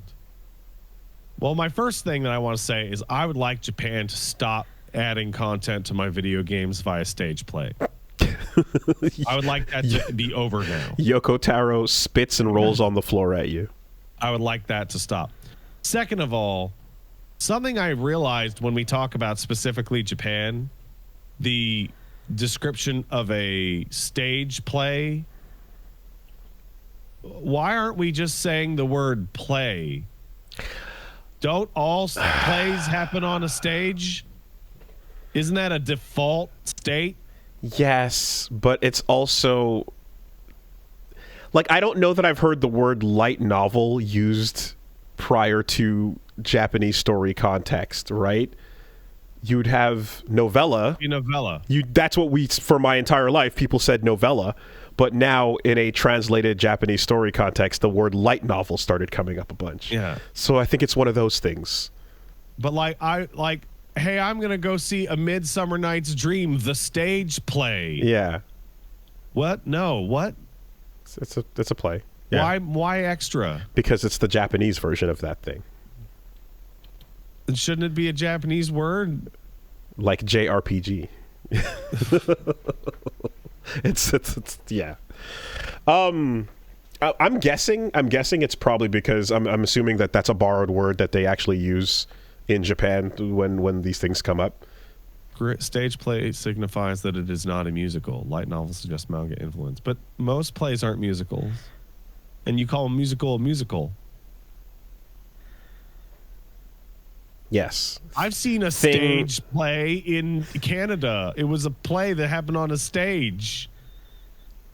Now that's different from a one-man show, of course. I've gone to a one-man. I've been to a one-woman show, and it was J plays. We can call them J plays if you'd like. I'm not doing that. I feel like that word already means something, and I don't want to. Yeah. I don't think they'd appreciate it too much. But anyway, I think we need to start over with language. Esperanto, then? No, start over. And also, for convenience, it should only be the language that I speak. They should okay, got it. Because the start over with language bit was basically the Esperanto thing. So yeah, but I don't better get that metaphor soundtrack rolling. All right, Devil May Cry. Yeah, we'll see what the fuck is happening now. They should have Ruben Langdon play Nero. That's what I think. You shut up. That would be so You good. Stupid. That'd be so good. Shut up. You foolish. Quit playing. You play too much. But on the voice acting though, like all this new rumor shit is okay. So Dan Southworth does an interview, and in the interview he goes, hey, I recently, I was talking about how he was talking about how he had to keep in mind his voice for Virgil has gotten older over the years as he has, and so he has a gravelly version of it that he used for 5. And he sounds like Martin Sheen, man. And he did describe how he's like, yeah, recently I had to record something that, they wanted me to do like a younger kind of version of what I used to do for that character. Now, he didn't confirm that it was necessarily that character or that project, and he did self-admit that he's like, hey, I've been known for leaking things before, which he has. So this was a very deliberately worded thing, but he said he's working on a game, and the people making that game asked him to do a younger sounding version of himself, right? So that could easily just mean that some other game that wanted a Virgil-like character pulled him in and did that. It could also mean he voiced Virgil as a cameo in a different game, as a guest character in something. Who knows, right? It could be a lot of things. He's talking around it. But the fact that immediately after that news, then some leaks come out where it's like, oh, someone says that their cousin knew somebody that is involved with a Capcom remaking DMC1 from a 4chan thread, and I'm like, yeah, I just don't trust the timing of that. It's literally the day after. That's some bullshit, So I think the grade 6 kid that has a cousin that works at Nintendo that knows everything inside of people has been reactivated. And there's certain moments in time where somebody just can't help themselves, and they're like, oh, I can tell such a cool lie, and everybody would be like, wow, you're so cool for knowing that. And they have to start posting. You're in your 40s, man. You're in your 40s, dude. Why are you still posting? What's going on? How's the rent? How's fucking groceries? Why are you still fucking... Do you know why? Because they go online and they see these dirt bag Twitch streamers and content creators smugly imply that they know things. What the next Capcom game is going to be like. Yeah. And then they're like, that's bullshit. They don't know what they're talking about. I bet I could guess too. Me too. And it's like, yeah. Oh man, you could totally see my reflection. That's crazy. That's the best. That's still the best one, man. Shit, there I am. There's such an art, but also to talking about things but not talking about them, and then you see people that can't do it, and it's just like, oh my god, dude, I can see you in the reflection. And then there's the part where you just like the person the person that eats it up immediately, it's like your parents getting got by fake movie posters on Facebook, right? Now that AI has taken over the meta algorithm, your parents are scrolling through their shit feeds, and now they're just getting met with AI generated movie posters and going, whoa! My parents Heat 2 my parents are in an interesting place with that, where the boomer thing of like the people who told you not to believe everything on TV now believe absolutely everything. No, the irony of that is insane. Yes. My parents have kind of gone the other way, and now unless they see something with their own eyes, they kind of don't believe anything anymore. Yep. Even shit like, I'm like, hey, did you see that on the news? And they're like, no. And they're like, I don't know. That seems kind of... I'm like, Mom, turn on CTV. Yeah. Well, because, okay, imagine if the only way for you to parse what is real and what is fake is a delivery system where the information comes at you through Roblox. Yeah. You would just be like, I can't fucking... What? and you just that's where all check the out. good news comes in. Yeah, now, you right? you would check out on the entire concept because you're like, I'm not going to wade into Roblox to figure out which of these things are real and which are not. Right? That's where parents are at, and they've unfortunately either gone full tilt, all sucked in, brain in the tube, or you give up on all of it and go, I don't know, and I can't possibly begin to parse. You know, which, to be perfectly honest, is a goal and a strategy. Is getting people to fucking nothing's real anymore. Nothing ever happens and nothing's real, right? How does it feel to be part of the only generation that knows how to work a computer? I anticipated the beginning part of this where the fade in would occur. I didn't expect the fade out. The fade out on computer literacy was a wild surprise to me. You want to know what convinced me that this was going to happen? iPod Touch? Close. But I remember having an Android and talking to people about their iPod, their iPhones, and like, can you do this? And the response is, oh, I don't know if Apple has an app for that. I'm like, no. I asked, can you do this with your phone? And they're like, well, I can't find the app for it. And I'm like, the iPhone is ruining the average person's computer skills. I mean, the convenience part of it, I feel, started when laptops became much more disposable, and like they're not like a tower. You know what I mean? Like you can open it up and you can manage and swap parts in and out. But doing laptop repair is much more annoying and much less frequent. You know. Also, hey, shout out to the education system damn near everywhere going, oh, kids all know how to use computers. We don't need computer classes anymore. I mean, look, nobody taught me how to fucking snap RAM into place in school, you know? No, of course not. But Wooly, the computers that we grew up with and learned on were comparatively very simple. Yeah. Compared to the stuff we have now. Oh, for sure. We had the perfect on-ramp. Yeah. Not even talking about like hacking or building programs. I'm talking about like, how do I find that file that I fucking moved into a folder?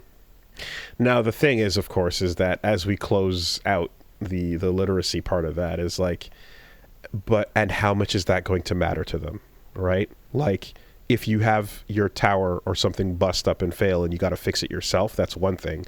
But if most of the things you're getting are self-contained and meant to be tossed and nobody really gives a fuck, then, you know, that skill going away by like de facto becomes like, yeah, well, the world has set itself up that you don't need that skill anymore, you know? I think you should have that skill. I think so too. I'm going to teach my baby how to use a computer. But if you choose to like basically go into the range of products that are, you know, like if you go all Apple, then there's no self-repair required ever. And in fact, it's discouraged. No, you just have to buy a new one. Yeah. And that's the path of least resistance, and that's it, you know? You have to fight to, you know, fucking get like right to repair things going and you know, all that shit. So, okay. So, what else has happened? Yeah, a couple of things. One, the Pillows, the band known from FLCL, have disbanded after 35 years.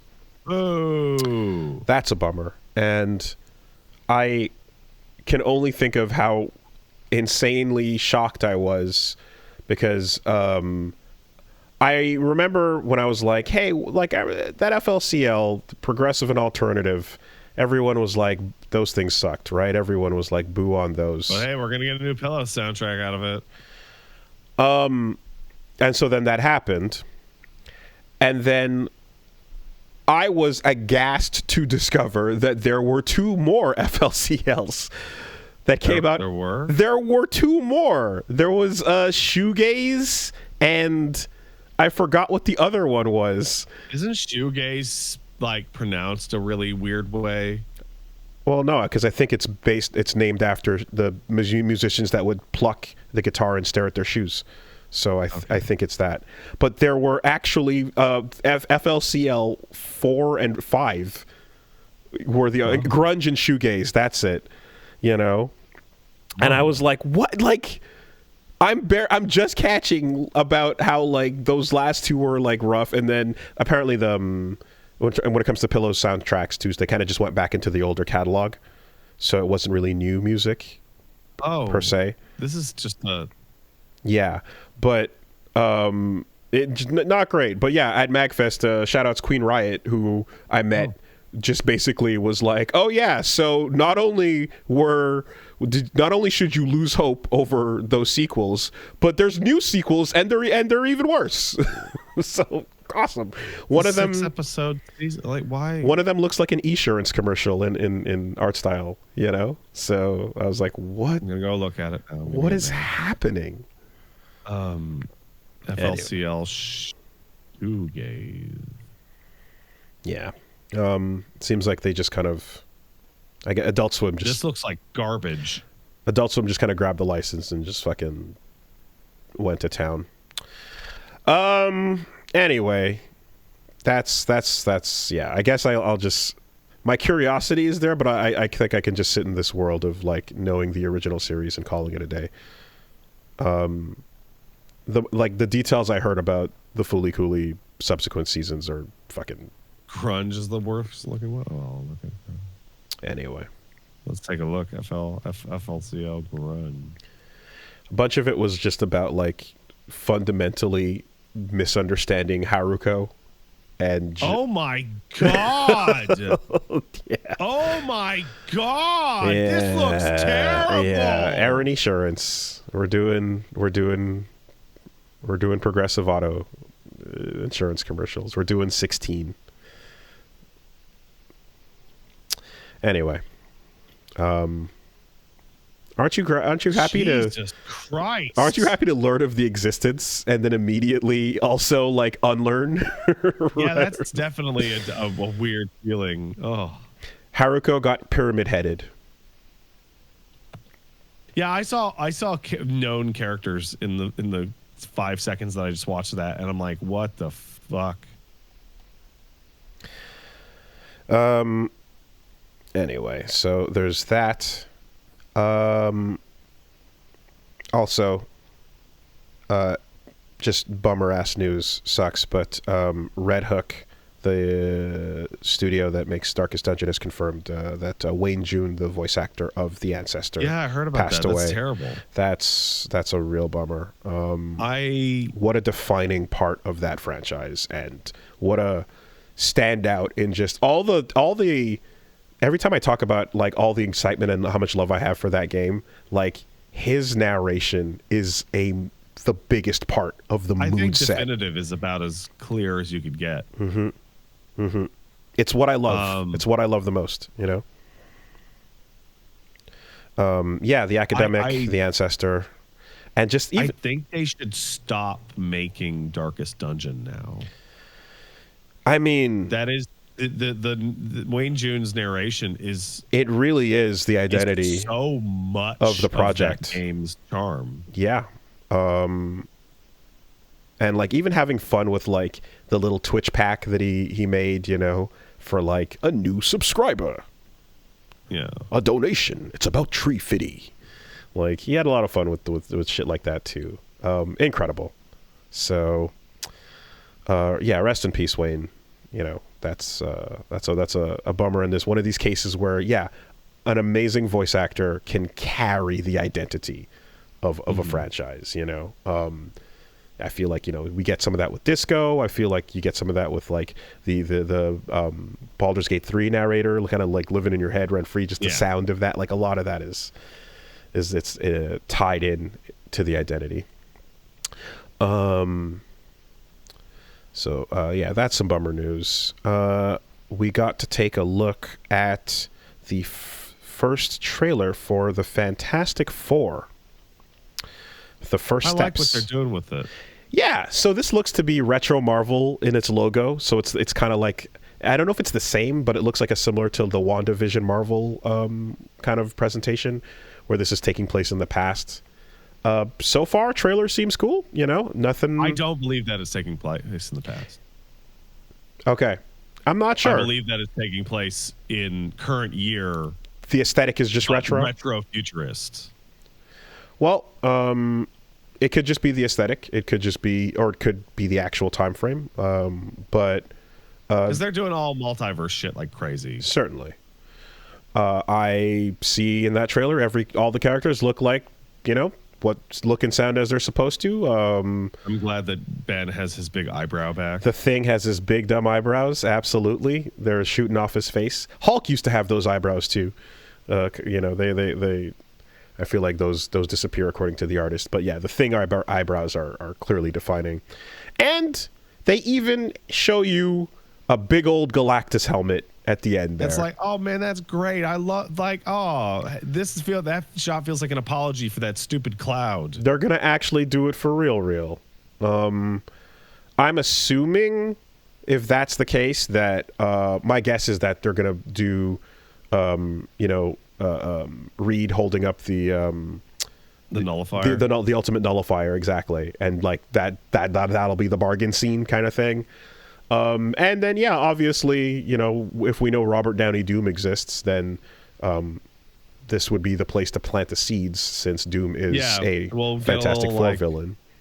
We'll get a little taste, little Doomy taste. See what they're doing. A Victor. I hope he does a dive kick. That's all I need. Yeah. Okay. Yeah, that's it. Oh my God! I have recommendations turned off on my YouTube because I have all my I have my saved history blocked and all that stuff. So whenever I finish a video like a trailer, it shows me what are the automatic recommendations for that content, and it's there are multiple different channels that are putting out I'll send you a screenshot just for your benefit. Multiple different channels showing the same screenshot of the Thing with this many Easter eggs available with the same circles around random actors' faces. Yeah. Useless red circle. YouTube thumbnail poop. And it's just God damn it. Does that it's so formulaic. Does the red circle still work? I wonder, because it's out of the thumbnail meta, but the AI generating thumbnails know how to just drop one in there, right? So here's a half-hour video of 81 Easter eggs in the 2-minute trailer. I truly do feel sorry for some of the folks that are this is the only way my channel works. I cannot do anything else, and they will crucify me if I try. We brought it up last week, and I've sat down and had beers with some other YouTube folks that are not allowed to leave their cage. It's hell. It really is hell.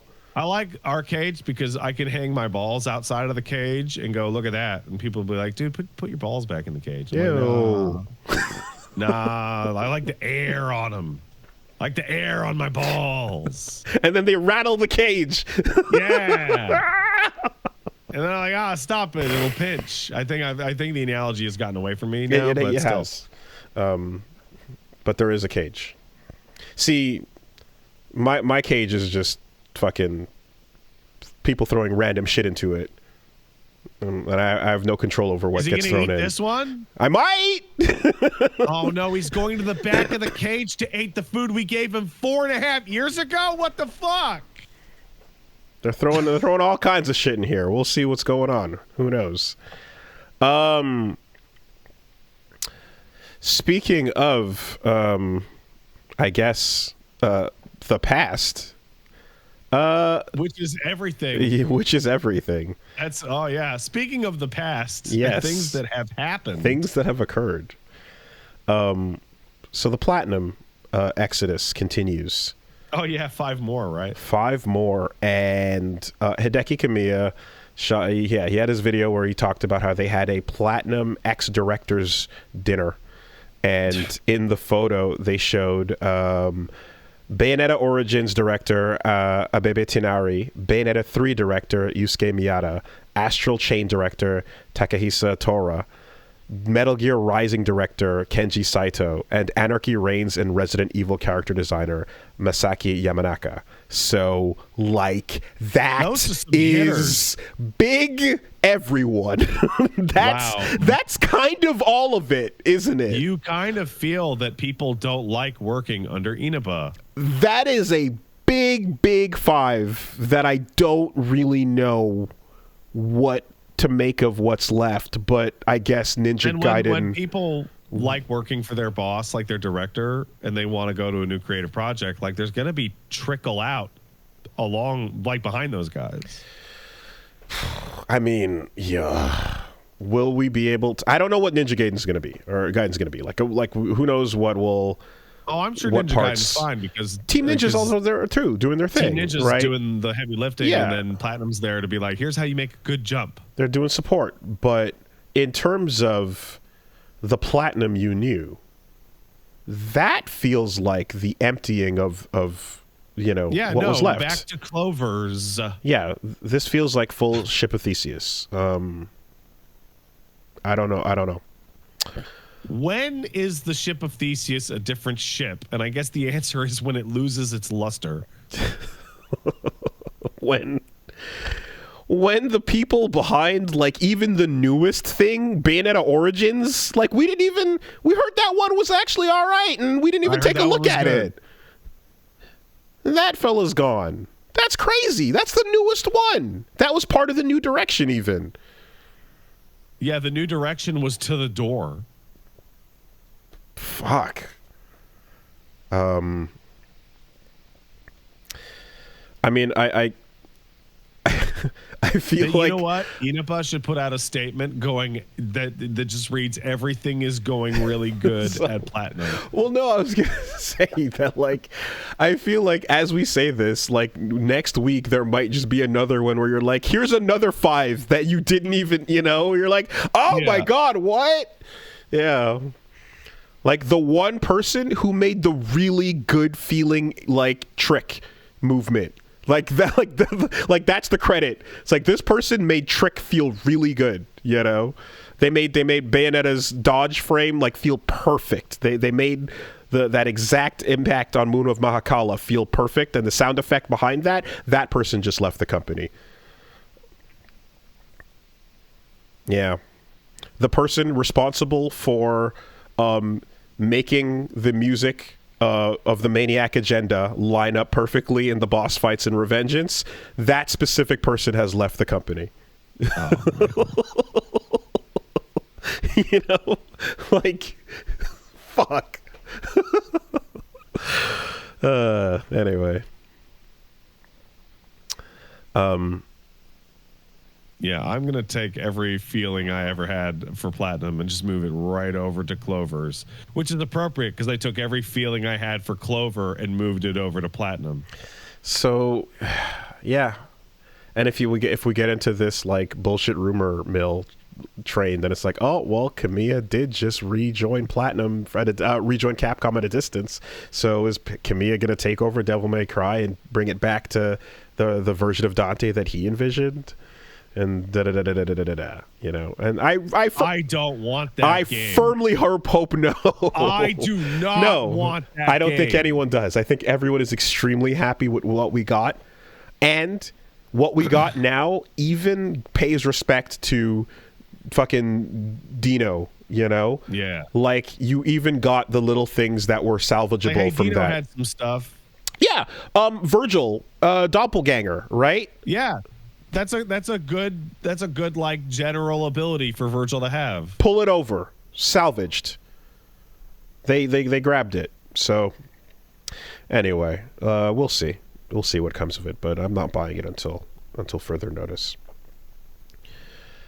All right, let's take some letters. Hey, if you want to send in a letter, send it to castlesuperbeastmail@gmail.com. That's castlesuperbeastmail@gmail.com. You're familiar with a Canadian tuxedo, right? I am extraordinarily familiar with the Canadian tuxedo. Good. And I've been laughing all morning. Good. Just checking. About the Canadian tuxedo. Hell yeah. It's great. Is that 5 Grammys? Oh, yeah. I hear that nonstop. Not Like Us won as many Grammys as Drake did in his entire career. Crazy, scary, spooky, hilarious. Yeah. All right. The existential fear of a stadium full of people. You know? And note that when he walked up to accept the award, that they played it not in the chorus.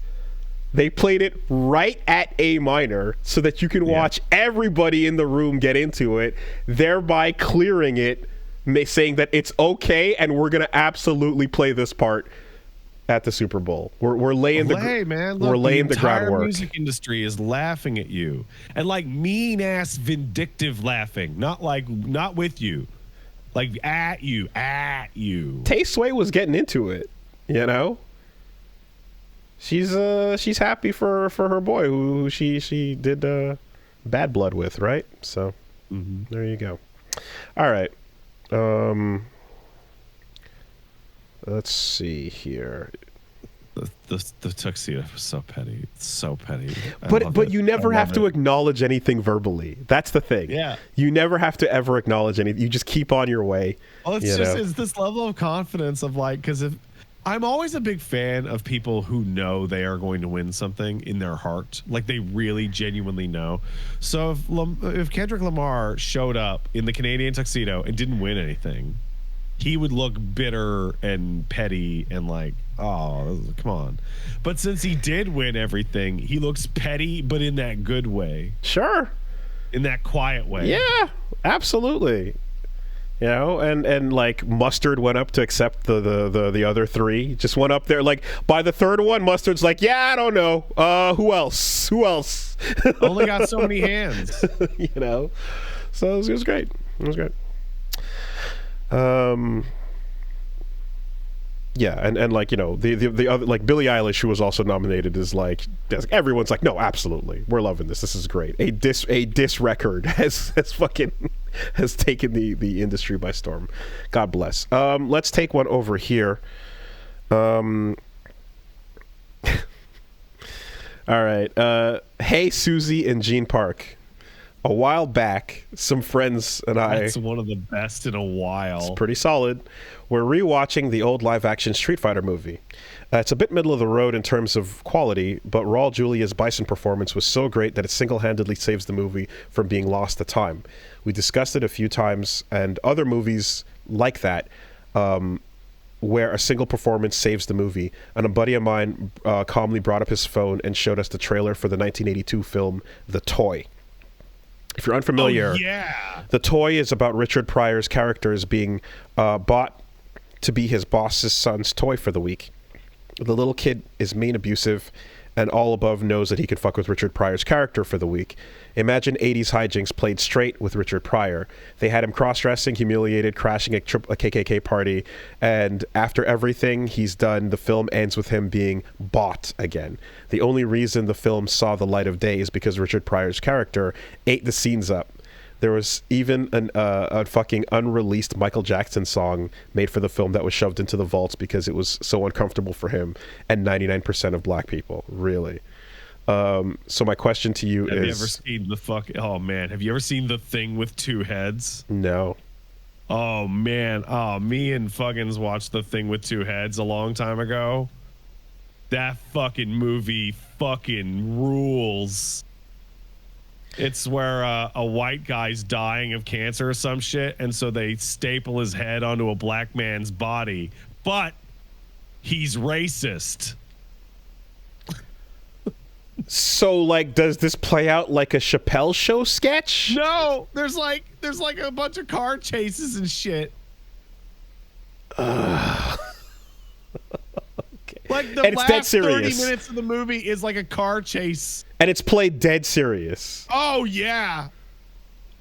So, because I'm like, yeah, you can either go Chappelle Show or you can go Get Out. Oh, it's so fucking awesome. You Man. you could also go. I have to spend the next 24 hours as a black woman undercover. Yeah, Lois Lane. Wow. No, and like the effects are terrible because he's lying down for most of the movie because they have to get like one of the actors underneath the other actor to have the effect work. Oh my God. It's fucking awesome. Okay. All right, but back to the actual topic at hand. So I can think of a movie. My question to you is: are there any bad pieces of media that you felt were saved by the sheer weight of one actor's charisma? Yeah, I think that everyone that we knew that was way into Boondock Saints was fucking kidding themselves, and they were actually confused because Willem Dafoe's performance in that movie is so incredible. Now, but the rest of that movie is garbage. I've only watched it the one time, but I did enjoy it. But I really, really enjoyed Willem Dafoe, so I don't know.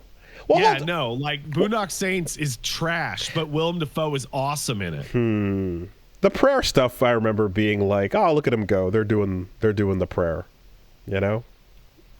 I don't know. Okay, for me, what comes to mind immediately is Gore the God Butcher. Oh yeah, Christian Bale in Thor: Love and Thunder.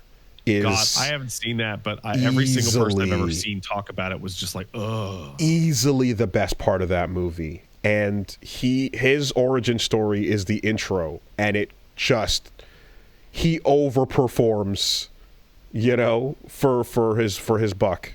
Gore the fucking God Butcher in Thor: Love and Thunder. Yeah. All right, and let's take one over here from Cthulhu Fearlock, who says, "Hello, voices on my phone. In honor of Lynch, what movies have you watched on your fucking telephone? What movies would you recommend on a phone?" None, ever. I have never. Sorry, Lawrence of Arabia. I have never watched a feature-length movie on my phone. The only things I can think of are, wait, hold on. Would Silent Hill Ascension count? Yeah. Okay. Well, no, it's not a movie. Okay. Well, it's episodes. So that shit, which you have no choice. And when I was trying to get through some Hunter previously, I was doing so on my phone while traveling in some cases. Yeah, but that's not a feature film, right? Yeah. No, I can't think of a single. I don't watch anything longer than 19 minutes on my phone. I mean, like, I think the back of a plain chair is like generally the worst it gets. I think the best way you can watch a movie is with no sound on the plain chair next to somebody. Video that's in front of you. Yeah. Like, and the guy that's in front of you.